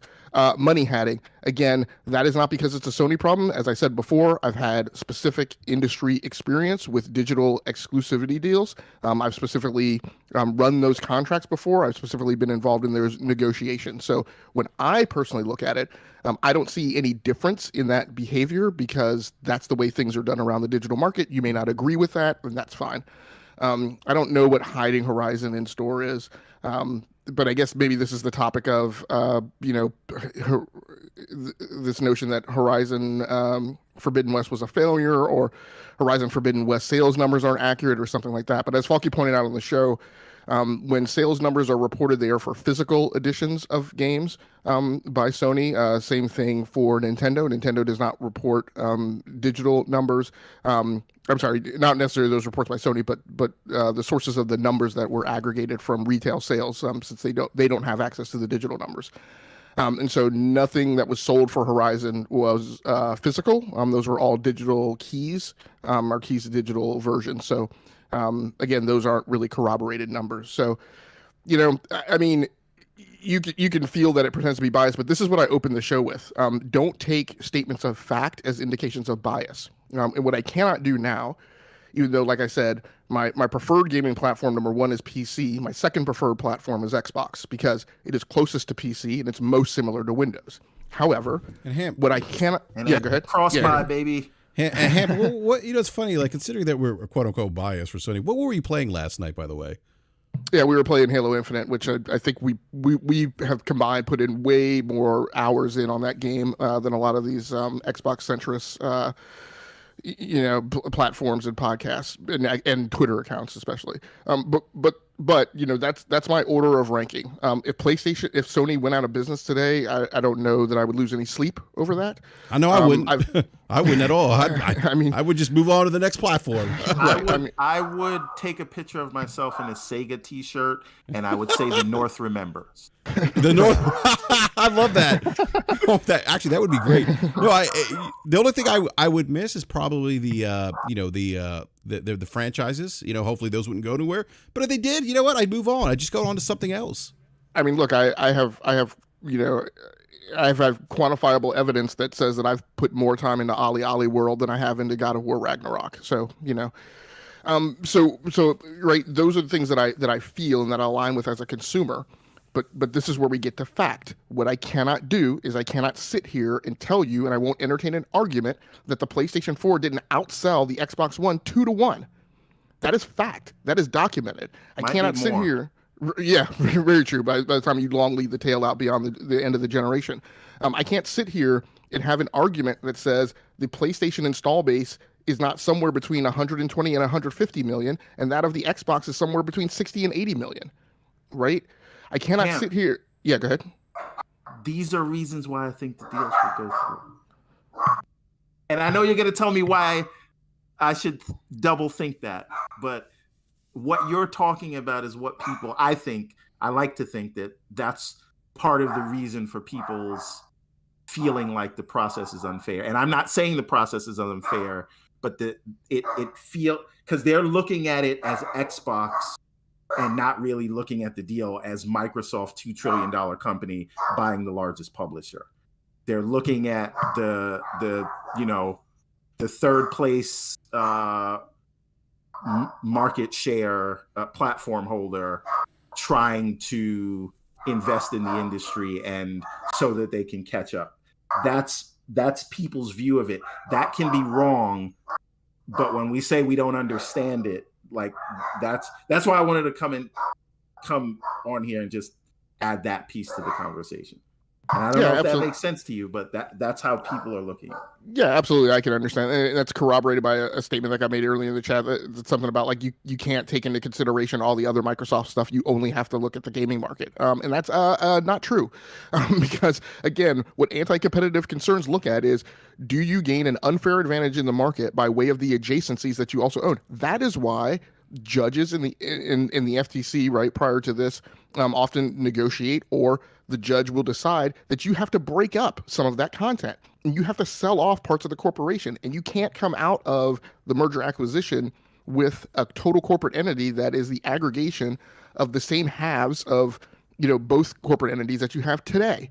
Right? That is absolutely what they look at. So back to NOLA Origins, my whole point of this is, you're getting mad at me because I'm saying that there are 5 weekdays and 2 days in the weekend. That's not my fault, right? It's not my fault that Sony has outsold Xbox, right, over the last 2-3 generations. It's not my fault that they have more critically acclaimed games, right? That's not my fault. But those are facts and those are ises, and I'm not going to shy away from saying those because I have some brand preference for a given platform. Hey, Ham, when Disney bought Fox, there's several assets they had to spin out. Yeah, that deal. As Fox News was one of them. I don't think they wanted that because there was too much. I mean, you never know. You never know. You never know, Everborn. I mean, the Fox is a money generator. There's a lot of. Money talks, bullshit walks. I get it. I get it from the. But there were other assets they had to spin out as well, that's true, like Sky News and all this other stuff. Yeah, and so NBC Universal had to sign right concessions that it had to make in how it was going to structure that business and run it when they merged. The wireless vertical mergers have had to sign concessions and give off parts of the company and give off footprint, cell towers, area coverage, things of that nature. So that happens, right? Again, you can be mad at me for saying that's feeling like, I'm saying that the deal shouldn't happen. That's your own immaturity, right? And that's not my fault. I'm simply citing historical precedents and factual things that have actually happened. And just because we're not a podcast who revises history, right, to suit our own narrative, if you choose to be mad at us about that, again, that's not my problem. Yeah, I think the $10 thing too, what he's talking about is what we were trying to explain. We're trying to give Everborn's favorite word, macroeconomics. We were talking about the cost of video games. We also said that we understand that consumers look at is it relative? I forget. Is it relative cost? I have to go back and look now because I haven't talked. Yeah, that's what we said. I mentioned that on the show. Look, and I've opposed Collins. Well, the way he articulates that view since the first day he said it on Podcast Beyond. And I get it. Inflation happens and that's real. And I acknowledge that economic reality. This was my part about the problem with so many gamers is that they refuse to allow the state, the two states of being to exist. It can be absolutely true that inflation and foreign exchange rates and all those sorts of things are economic realities. But you can also acknowledge that on Friday when I go down to buy my new game, that's not what I'm thinking about. Right? What I'm bothered about is the fact that $10 more out of my disposable income is coming out of my pocket. Yeah, and I think that's what he's referring to. Microeconomics piece, and the macroeconomics does dictate the microeconomics, but as the consumer at the cash register is paying this much more for a movie ticket or a video game or milk or gas, you don't give a shit. No, you're not doing the math in your head. I get that, and I think the $10 thing is what we try to do. We try to explain that piece, Everborn, and what ended up happening is when we did that, people are like, oh, you're just defending $10 increases, $70 games. No, we're not doing that. We're trying to explain why these things are happening, and nobody wanted to listen. We try to explain the cost of the labor costs going up, the cost of development going up. There were AAA games in particular. And we gave specific numbers, and people were like, "Oh, you guys are defending," and I think that's what you're talking about, Hamp. It's like we're not. When you say the sky is blue, unfortunately, people are saying, well, "Why are you defending the sky being blue?" We're not doing that. We're just explaining why these phenomena are happening. Taking into account the macros and the micros, what that should lead you making the decision to not go pay the $10 upgrade if it's not of value to you. The people who only take the micro into their account, what those people wind up doing is going down to the GameStop and yelling at the freaking cashier because the games have increased by $10. Right? That's the difference. It's not what you actuate on. It's what it's what behavior you act upon, right? That's the problem that I have, right? Saying that those things don't exist, sticking your head in the sand and acting as if they're not a real thing, that's a problem. Let me also say, because now I'm fired up. Well, real quick, but we also got heat. We also got heat for saying about about how inflation and inflation in the supply chain, the exchange rate, the yen to the Chinese yuan, how that negatively impacted Sony, and how the exchange rate impacted Sony and led them to increasing prices for their consoles in certain markets. And people were like, "You guys are defending price increases." No, we were explaining to you why these things were happening. But then also people were saying, "Well, they should eat the cost." Well, that's not how. Again, that's not how businesses operate. They're not going to eat the cost. But in some instances, people don't even know that some of the price increases actually put it on par with the cost of the, I think, PlayStation 5 here in the U.S. market. Did I get that correctly, Hamp? Is that? Yeah. Yeah. So, but let me give some of these people a voice, because I hear things. I think that they believe, and this could very well be the Twitter algorithm, because I think it promotes anger, and it surfaces things that they think you're going to interact with, and people are more likely to interact with things that affect them negatively. Unfortunately, it's a fact of social. Everborn, ever see the movie Idiocracy? Absolutely, it's one of the best documentaries I've ever seen. You called it a documentary. So, no, but what you're seeing, that frustration that's being expressed towards you, is they feel that you only explain things when it's an Xbox person spreading misinformation, and the PlayStation guys that spread misinformation, you don't bother them too much. That doesn't come across your radar. And that's the perception that people have. I'm not saying that's the truth. I think it's more to do with algorithm. And I think it's probably even more to do that Xbox has just been making more news lately. So there's more to comment. Everborn, I see more misinformation, disinformation coming from Xbox-centric podcasters. That might be the algorithm also, but people on Twitter now, but we've also said on the show too, the PlayStation fans out there beating their chest and saying that Xbox has no games. That's not true either. But look, I mean, I'm commenting on what I see and what I'm seeing from the and again, it's. And I look, if you've heard me on Crossfire, I mean, I got into it about people who were making, accusations or inferences of lazy game developers. I got into a disagreement with somebody about the Xbox Series S, because somebody was making the argument that nobody wanted that, and proof was that they sold 4K TVs at Best Buy. I'm like, no, the Series S is very much a marketable console because only, slightly less than 50% have 4K TVs. So there's an addressable market there for the Series S. But people haven't heard those things. Because of the algorithm. That's what I'm telling you, man. Oh, yeah. Well, that's but I think that's each other. Yeah. I think that's also people cherry picking, right? Because we've said those things on the show, and we've had those discussions on the show. But as you just saw from Nola Origins, right? What he wants to bring up is when we've talked about things on the Sony side. We've also been supportive of cloud gaming, right? Saying that there's an addressable market for that, and that it's not lunacy, right, to be going down that path. Just because it's not a path that necessarily PlayStation has pushed.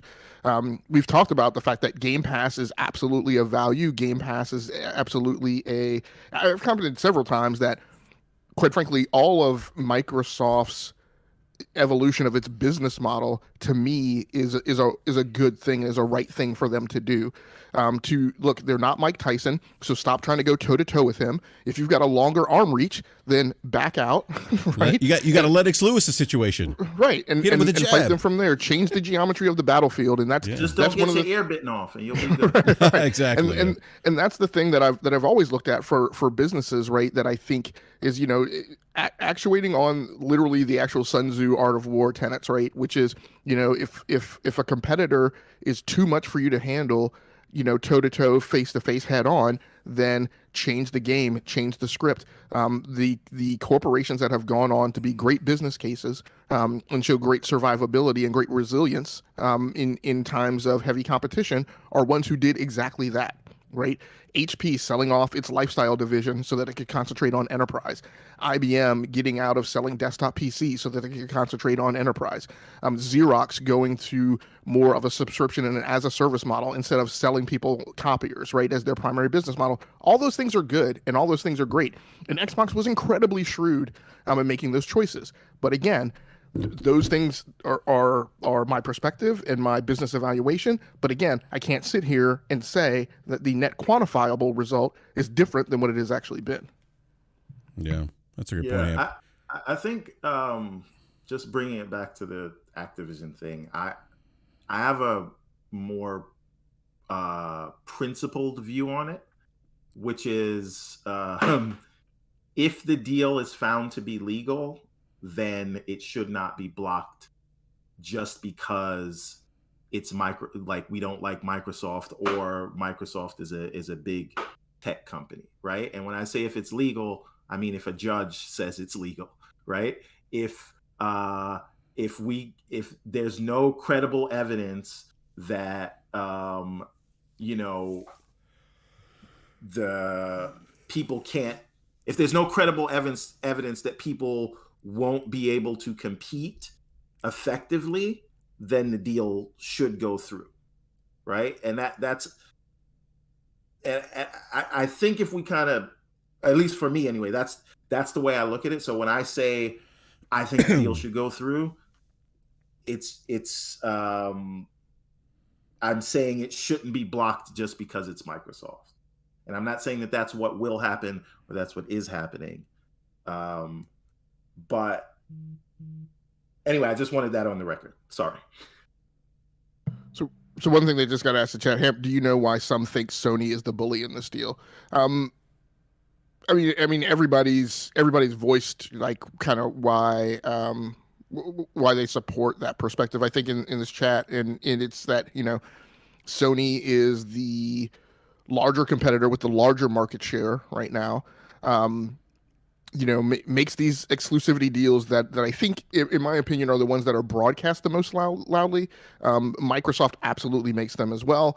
They absolutely make them outside of the gaming industry. They're absolutely one of the kind of primary, I don't know, founders, right? But definitely originators and kind of purveyors of that particular strategy and the rest of enterprise IT and enterprise technology. You know, but I mean, and that's the way people feel, you know, feeling that Sony is a bully. Man, that's just, I don't know. That's it's just a strange perspective to me. You know, by the same token, I won't say that I've been immune to that. Again, I've talked several times before how, you know, in the Apple Samsung deal, I just felt that some of the Apple behavior, which I didn't agree with as a technologist and as a business person in technology, I felt some of it was egregious and went over the top. You know, Steve Jobs' whole, you know, I'm going to go thermonuclear war on Android. And then some of the things Apple brought up about, oh, well, Samsung could have made a circular phone, right? I just thought were ridiculous. And I hit a point when that trial was, and I followed that trial very, very super closely. I followed the Oracle versus Google trial very, very, very closely. One thing I'll say about this trial is about this activity, I'm glad that it's happening for the gaming community, because, you know, as critical as I am about some of the behavior, I will absolutely say, as a cell phone reviewer at the time, and as somebody in the software industry at the time, and somebody who watches copyright and patent law, you know, people who were exposed to that Oracle Google case, and people who were, you know, consumers who were exposed to the Apple Samsung case, they learned a lot, right? And it was kind of the same behavior, right? You had evangelists and cultists orienting themselves around the Apple camp or the Samsung camp, not understanding antitrust and anti-competition, not understanding patent law, And there was a lot of wailing and gnashing of teeth, right? And then, but eventually over time, people learned, and I mean, I guess that was good. But during that time, I just said, Apple's going way over the top for this. You had Phil Schiller out here, as he always does, on stage talking crap about Samsung and Android, and I just shrugged my shoulders and said, look, I don't feel personally good. You also had all the stuff coming out about Chinese labor practices, right, at the time. And I said, I don't feel good about buying Apple products. And so for 2 years, I didn't buy Apple products. But again, what I didn't do is I didn't run around Twitter and sow a bunch of misinformation, disinformation to support my case about why people should hate Apple. I just reviewed their products, approached it as factually and as disconnected as I could. And then I made my own personal decision not to buy their products for a couple of years. And that's why I guess to a certain extent I'm against a lot of the behavior here that does that sows misinformation and disinformation, and kind of lathers people up to be angry on what I feel are unfounded, on an unfounded basis. Yeah, that's a great point, Hamp. By the way, if you use the word cap in the chat, I'm going to remove you. I hate that word. Or what's the other one? Same energy? Is that the other one? I'm trying to think of all the words. Yeah. Sorry, just one other thing. To your point, Hamp, I do not miss an opportunity to, and this is because you brought it up, and I say this as someone who gets a new iPhone every year. Apple are a bunch of goddamn crooks. Like, if you want to talk about... And you buy an iPhone every year? I have an iPhone 14 Pro Max. You're part of the problem. And the whatever the new Apple Watch is, the Watch Pro, and I'm working on an iPad Pro right now. I'm terrible. This is all my fault. I get it, right? But I think Apple is a prime example of what happens when a company gets so large that they can sort of do almost whatever they want, right? And they have to be forced to make changes by regulators, no less, right? There's regulators that are forcing them to use USB-C, right? There's regulators that are forcing them to allow other app stores, right? And so that's another thing to consider when we're getting upset with these regulators. It's the regulators that are forcing these big companies to take advantage of us a little bit less, right? If you just look at what Apple does with iMessage and how they literally degrade the text message experience for anyone who's not in the Apple ecosystem. I don't know if you've ever been harassed by your iPhone to upgrade your iCloud storage, and they literally won't stop until you do it. All of these things, and that's before if you've ever published an app on the App Store. I've published several. The sort of draconian tactics that you have to go through just to get an app on there. And that was fine when they were a smaller player in the mobile market, or they were establishing this whole new world that we live in. That was fine. But once you have, a billion or 2 billion people using this platform, and you are the sole entry for app development, that's a problem. And they get to literally do what they want, right?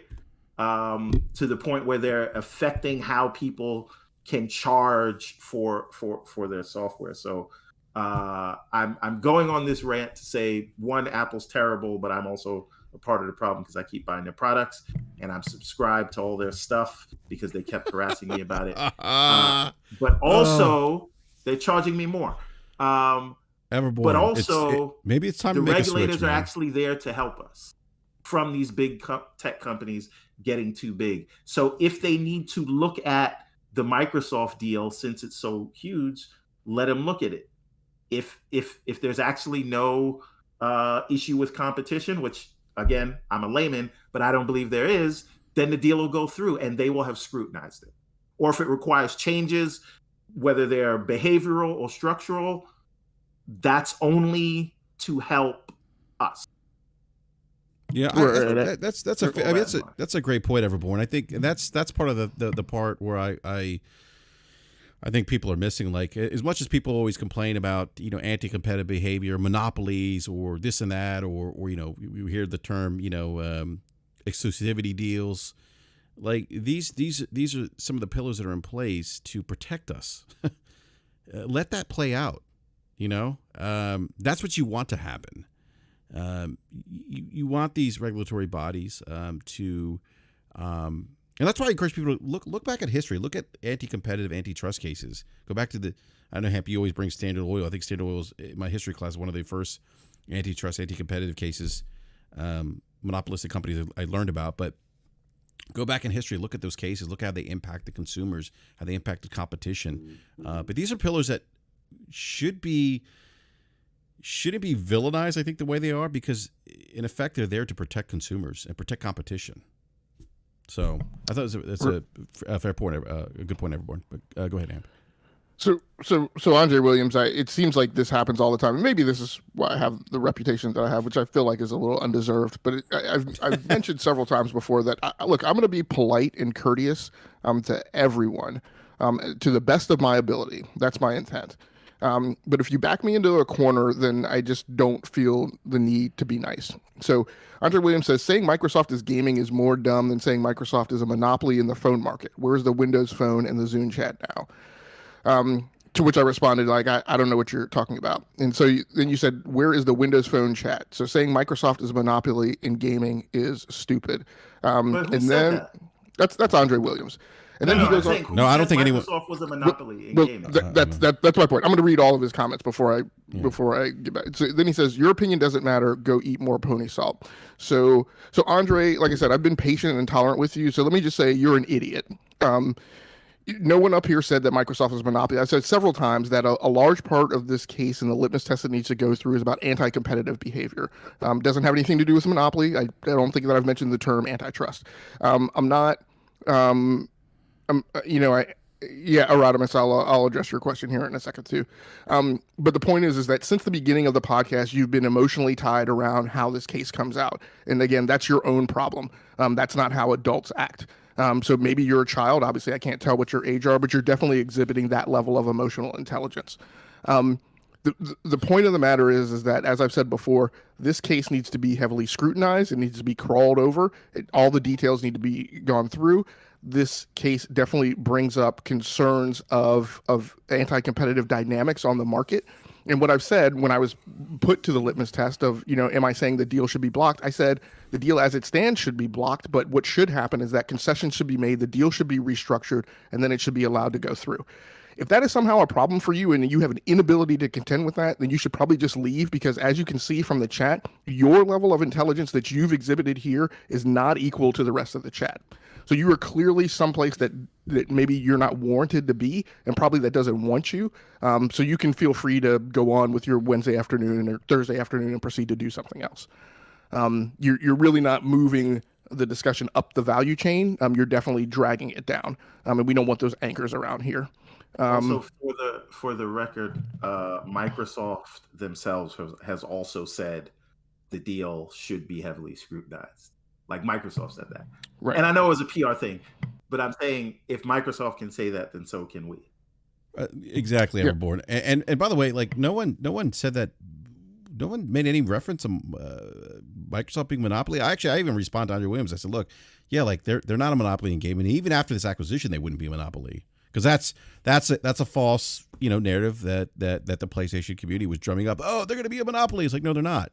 And we know that based on earnings, like in market share. Even after this deal happens, that they're not going to be a monopoly.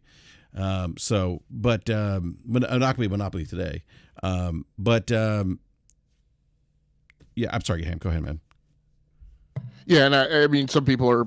I mean, I appreciate the approval, or at least the willingness to allow me that rant. I hope I don't think I cursed. I hope I didn't. I was trying not to. No, you did not. Okay. You did refer to someone as an idiot, though. yeah, that's not a curse word. So Rodimus asked the question, wonder why you keep blocking me. And this is a topic that I've been wanting to address. And let me try and tiptoe through this to Hey, again. before you, Go ahead, everyone. Yep. I gotta run. I gotta run out. I gotta. Yep. Actually, gotta go to Boom Show. So great conversation. Love talking to you guys about this. And to all my Xbox brethren, it is okay if you believe the FTC doesn't have a case or the regulators are wrong. That will be borne out by, guess what? An in-depth investigation, and the deal will go the way you want it to go, unless you were actually wrong and there are concerns. Let the process play out. It'll all be okay. But Hamp, always a pleasure. BRAP, thank you for having me. And absolutely, man. I'm gonna head out now. Yeah, absolutely. Right, thanks so much for joining me. It was great talking to you. Yeah, great talking to you, everyone. Thank you, man. Hey, so I wanted to address this because Everborn brought up the matter before of, and this is a thing that I use at work all the time with, career management is, and I think he was kind of invoking that was perception, image, and real quick. exposure. Hey, I'm sorry, but we have like 150 people watching. Like, let's smash that like button. We only have 40 likes. Go ahead. Right. And so, Erodimus is asking why I keep blocking him. And let me not make this specific to you, Erodimus, but let me just make it, back to Everborn. So Everborn, mentioned that, well, it seems like, whenever, BRAP speaks out or maybe I speak out, I've heard, the same things kind of in tone. It seems like I'm always speaking out against the Xbox community. And he's definitely correct in that, it's a matter of recency and just kind of what's been in the news cycle.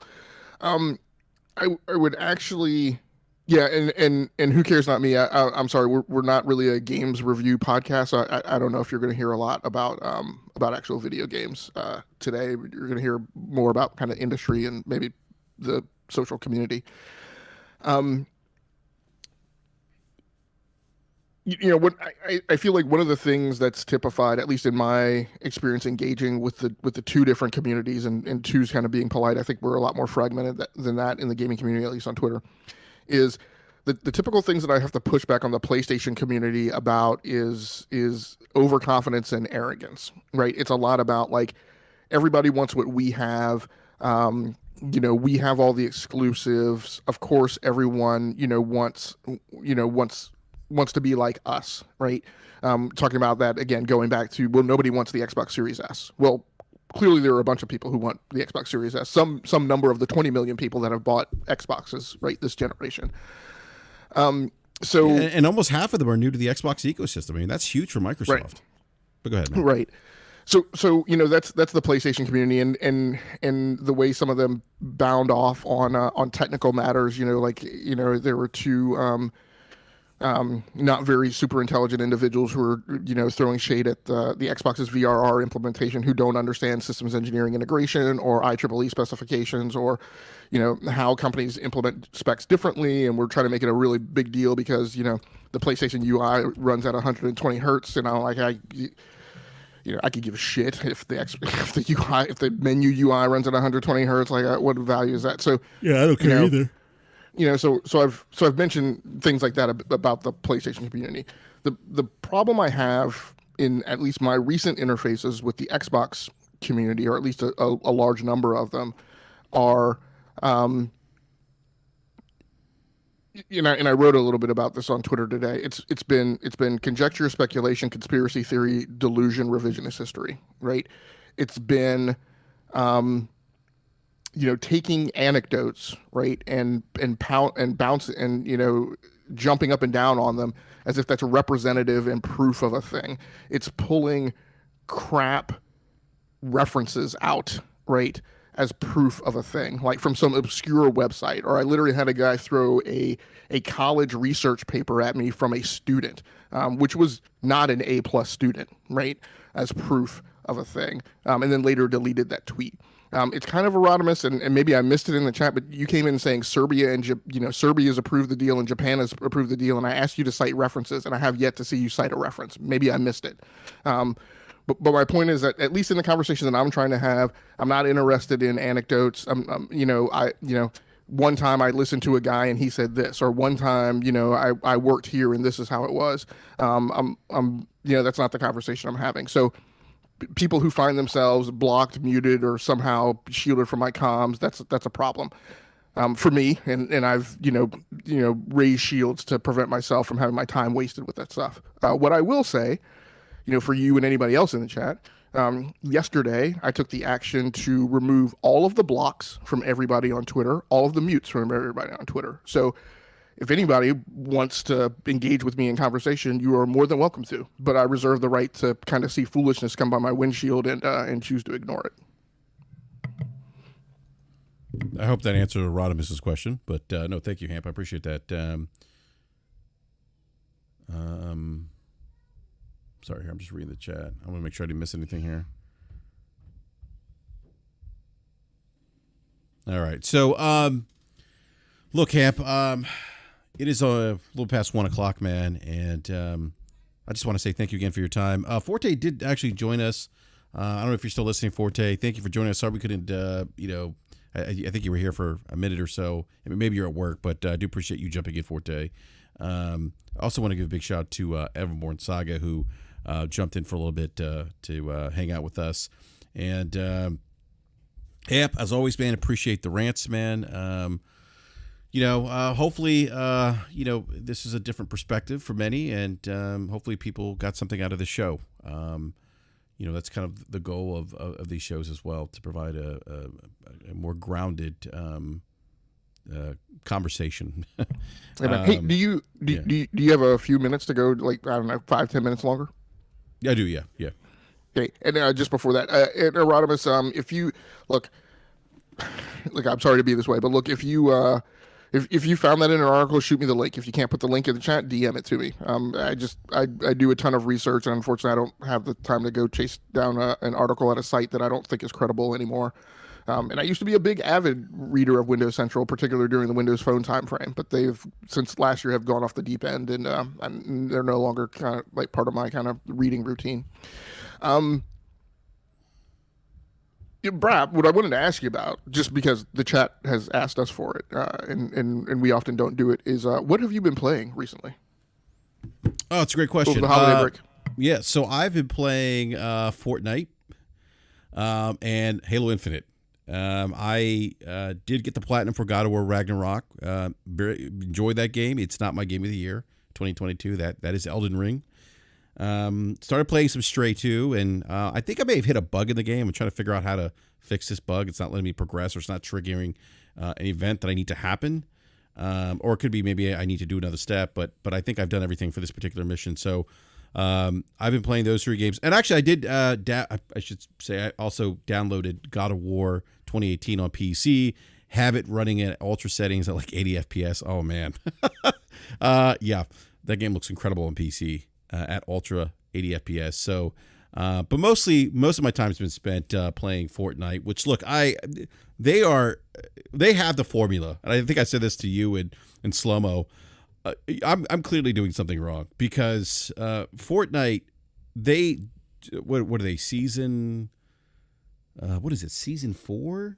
I forget what season they are now, but it's whatever chapter 2 season 4. So it's actually like technically season like 16 or something like that overall. Yeah, so it's like chapter 2 season 4, but they introduced a new map, and they introduced some what is it, there are certain perks you can activate. One of them will allow you to see people that are hiding in cover. One will allow you to reload weapons faster. And I gotta say, like, it doesn't, the one thing I could appreciate about Fortnite, even though I hated the Kamika, whatever it was called, from when they had Dragon Ball Z, I gotta say, like, in the Nimbus Cloud, even as much as I hated those things, it didn't really completely break the game. I mean, I sometimes there's changes to gameplay or level design that shooters do, or and this was my experience with Modern Warfare, not Modern Warfare, but Warzone, where they changed weapons and they put a new map in Warzone. I didn't like it. I got away from it. I was like, this game just doesn't work for me. I haven't had that experience in Fortnite yet. Whatever they're doing, they are magicians over at Epic. I mean, this game, new map, some additional new perks. They took away the what is it called? The trees that used to give you your weapons. What are they called? The reality trees, those are gone, and they used to be my go-to, and I was upset about that. But then it's like, it's just I mean, it's not perfect, but it's the closest thing, in my opinion, to perfect in terms of balance and design and weapons. Like, it's maybe the pistol's a little OP right now, but I gotta say, Hamp, I mean, they just knock it out of the park, man. Like, I haven't had an experience where they've upgraded a map or changed certain or added new elements to or new weapons or elements to traversal, like when I mentioned the Nimbus Cloud, that have like broke the game or made me think, oh man, this is so bad, they've ruined it. Like, I haven't had that experience with Fortnite. So, and then they dropped the Marvel in time for the holidays. They dropped the Marvel skins, and somebody we know spent like $120 on Marvel skins. But I gotta say, Hamp, I'm having a blast on Fortnite. It's one of those games, I gotta say, that's just consistently good. And Halo Infinite, man, like, look, Infinite, the gunplay mechanics. We talked about this the other day. Just so good, and the weapons are pretty balanced too. Like, it's just a great game. The content's the problem. There's some quality of life issues there though, still, which is kind of frustrating. But we did get a chance to play Forge. Was it last night, right? Yeah, last night we played Forge. Some of the Forge maps were cool. I thought as cool as it was to see the Waffle House versus Denny's, that was not my favorite Forge map. But there was one Forge map that we played I thought was pretty good. There's no skill-based matchmaking, so it was nice to be able to mop up the competition until we got into skill-based matchmaking, and then we ran into the sweats. But we did have some good games last night, though, Hamp. But there was one game. What's that map with the vehicles that we don't like? I think that's Behemoth. Behemoth, yeah, where we were down by like what, 5 or 6 in team deathmatch, and we just got on the vehicles, man. Yeah, I think we were down by 4, and we wound up winning by like 6 or 7. Yeah, we got down by we just got in the vehicles. I think you grabbed the Warthog, and somebody who wasn't on on comms with us, a random, jumped into the back, and I got the Ghost, and we were just driving around in circles, and then we that was the comeback right there. So that was great. And not only did we grab the vehicles, but we actually were using them in a good kind of combined arms fashion, right? With me on the Warthog and you. And, you know, shout out to that rando, man, because so many times, like every match that night, anytime I jumped on the Warthog and just like wailed on the horn, like none of those yokels would jump in the thing. Like, I'm like, come on, guys. And finally that dude got it. He knew we were down. He knew we only had one shot to bring it back. I mean, he got in there and he did the damn thing, you know? Yeah, no, he did. Gotta love that. No, he did. It was great. Like, it was so nice. He got it, and that was the game changer. I mean, once he got in there, and he's driving around, and I saw you guys. I'm like, wait a minute, it's like I think I said, Hamp, are you driving the Warthog? You're like, yeah, right, yeah. And I found the Ghost. I hopped in. I followed you guys. We were in a circle. You know, so if they were trying to attack you, I would just come out from behind you guys and start shooting the other team. So it was great, man. There was that time you continued making the rotation around the map, and you're like, "Hey, where are you?" And I was like, we were taking damage. I had to turn back, so I had to get us out of fire for a little bit, and then rejoin. So yeah, it was pretty awesome, man. Yeah. It's look, as much criticism as we've given Halo Infinite, the gunplay it's a fun multiplayer game. The gunplay is just so good. It really is. Although I think we ran into some cheaters the other night, but that's another conversation. So that's it for me, Hamp. What about you, man? Oh, man. So I think before going to the holidays, I think I was hard on Call of Duty Modern Warfare 2. So I think I finally hit the tip over point where I kind of understand the point of the progression system. It's a thing that they put in place because they're not going to have a new Call of Duty in 2023. I see it and I understand it, and I think it will serve them well in the long haul. I think what's going to be problematic is, the specific branches you go down to get to the really OP weapons that might be a little obscured. And if you read Charlie Intel all the time, you may figure it out. But there's the potential for it to become a good deal unbalanced between the people who are doing that level of research and people who are just trying to play the game. And I still have a lot of problems with maps like Turok, which just have sniper lanes for days. And no really interior CQB area, Al-Bagra Fortress, I think improves upon that. I think LSCO, I think which is the place where it's like a satellite station and has some radio comms like huts around it, but it then has a big central building. That one with the staircase where then you can see down the whole hallway because it's not a total, it's a partial top floor. And it has some exteriors. I think that like is a little more well balanced. Where if you arm something like an SMG, you have a good fighting chance of actually being productive in the match. But like something like Turok, it's like there's no point in being on that map like without a marksman rifle or a battle rifle or a sniper. And then people just get up in windows and like camp out like all day and just snipe people running across the open areas. So I think that map is a little unbalanced. I love Shipment being in the rotation. I'm not as bothered by it not being the original Shipment map. I think it's great. It plays, like I said the other day, it plays much more like Rust now. And I'm totally fine with that. I love the Rust map. So I was playing that. I've been, going back and forth between sessions in Halo Infinite. I think I kind of jumped back into it before you guys did. So I've finished, all my battle passes, any of the events that were active. I have everything at this point that you can get. I'm a little bothered by the fact that, I'm glad that they gave out the Aio or Yoyo or whatever the Shogun kind of armor is, but then there's no way to progress down the path to open up and unlock more stuff for the armor. So you just have like this really base armor that you can run around in, which is fine. It's a little variation. But and I haven't been too happy. I mean, it seems like Detachment is out of the map rotation now, which was just a bad map. They've put 2 additional maps in, which I'm not, a super favorite of. But some of the other modes are fun. I've done really well at that Ninja Slayer mode that we played the other night. So I kind of love those when they come up. And so that's been fun.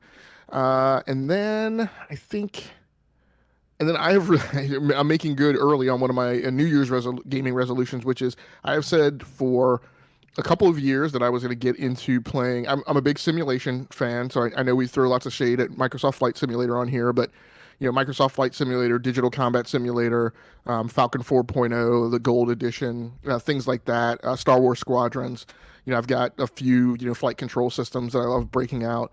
And I've been saying for years I was going to get into train simulations because I have several, but I've just never put time into them. So I started doing that this week. It's a crap ton of tutorials that you have to get. It's like 35 initial lessons that you have to get through to learn how to operate a train, which, maybe that's a skill set that I'll need in handy based on the way the economy's going and the fact that, Sleepy Joe has been out there defending, trying to keep the railroads from going on strike.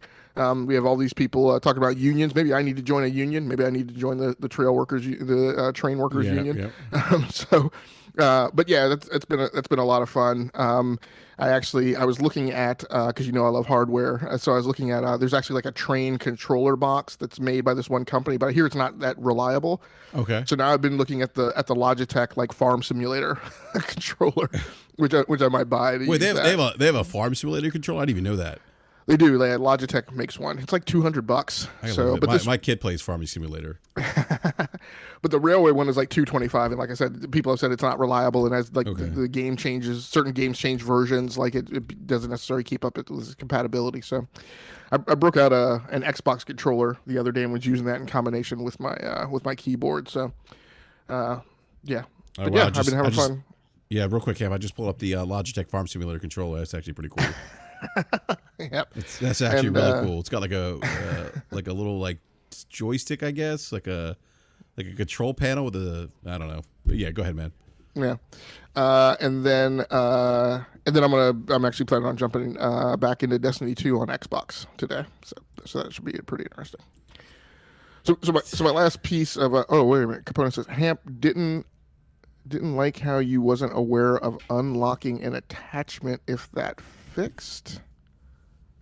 I think he's talking about the unlocks that we get in Halo Infinite or something. I think what he's saying is I didn't like how you. Oh no! I think what I'm going to guess, component what you're talking about is the Byzantine structure that they have in place for unlocking attachments in Halo Infinite. And no, that is not fixed. If you unlock something in Halo Infinite, in the after match screen, I don't know that it tells you what piece of armor that equipment goes to in that screen. Maybe it does, but if it does, it's like a flash. And as soon as you navigate away from it, you can't get back to it. It doesn't show you your unlocks when you go back to match results. So I was telling Slow Mo and BRAP the other night, what you have to do is what I do is I go out to the main screen. It's ridiculous. I go out to the main screen. I go to the store. I then go to view battle pass to look at which battle pass I have active. I then go look at that battle pass to see what the most recent unlocks that I got are, because sometimes you unlock 2 things at a time. And then I click on them to see which piece of armor they go with. And then I go into the armor. I still sometimes, depending on which piece it is, still kind of have to rummage through there sometimes to find it, particularly like an armor coating. Like when you have some pieces of armor that have like 16, 17, 20 different armor coatings. That's still a problem if it's a visor. But one of the things that I do that helps is you can filter those menus. It's just that the filters aren't persistent and they don't apply globally within the armor set. So you go to the armor, let's say you go to helmets or visors. Visors are some of the most problematic. You can hit a filter that says, show me the date. Show the visors to me by date acquired and then descending, so that the most recent one unlocked shows first. But again, it's just that's a huge pain in the butt, right? To have to go through every single time. Yeah, they need to fix that. I think I mentioned that to you. We were playing. It's just too I unlocked some holiday skins for my armor sets. I'm like, I don't even know what armor set this goes to. It's like, and I don't feel like looking. So, but yeah, Capoto says nice tip though. Thank you, Hamp. Yeah, man. What I would say, Capoto, is just play tons of Halo Infinite and unlock everything, so you have to worry about it less. There you go. I mean, for somebody who, my run on Halo Infinite really didn't start till like March, like a couple of weeks before Season 2 dropped. And over the course of, and again, you can look at this positively or negatively, over the course of 9 months, right, I've successfully run through, Season 1 content, Season 2 content, and the winter holiday update, and unlocked everything, that was available. Yep. Yeah. All right, cool. Anything else, Hap, in terms of games or? No, not in terms of games. My one last thing about industry is, what is that? Yeah, Sentient Being is saying if the acquisition goes through, I agree that the COD GM should usurp Phil Spencer as VP of Xbox. I'm not sure if that's something Erodimus said, or maybe it's in reference to something that I said. But I didn't. I don't think I. Maybe I did. No, I don't think I said. I think you made reference that should be someone who takes over from Matt Booty. Well, more specifically, I was saying that should be where they move 343. That 343 should be moved underneath her chain of command. Yeah. I mean, personally, I think I should be hired to replace Matt Booty. And then, like I said, Strauss Zelnick should be brought in to replace Phil. And then somebody can study at Strauss's feet to become, the new Phil, right after Phil retires and Strauss's temporary stint as CEO of Microsoft Games is over. Yeah, then they can buy Take-Two. What was I gonna say? Oh man, I was gonna say something else, and I just completely forgot. Anyhow, yeah. But look, want to give everyone a big shout out in the live chat. Thank you so much. Great chat as always, except for a few actors in the chat, but mostly it was a positive chat. So thank you, we really appreciate that. That's what we're gunning for here, trying to make the chat, a place where there's just thoughtful out conversation. Again, we don't have to agree, but we're not going to console war in here. We're just not going to do that. So, but also want to thank again Forte, who jumped in for a minute. He didn't get a chance to talk, but he did reply in the comment section. So thank you, Forte. Appreciate that. And then also to our other guest, Everborn Saga, who joined us as well. So, but Hamp, always a pleasure, man. Thank you again. Appreciate it. If you want to be found, everyone, please check out his blog, by the way. It's great. But Hamp, do you, I don't know if you want to let everyone know where you can be found. It's up to you.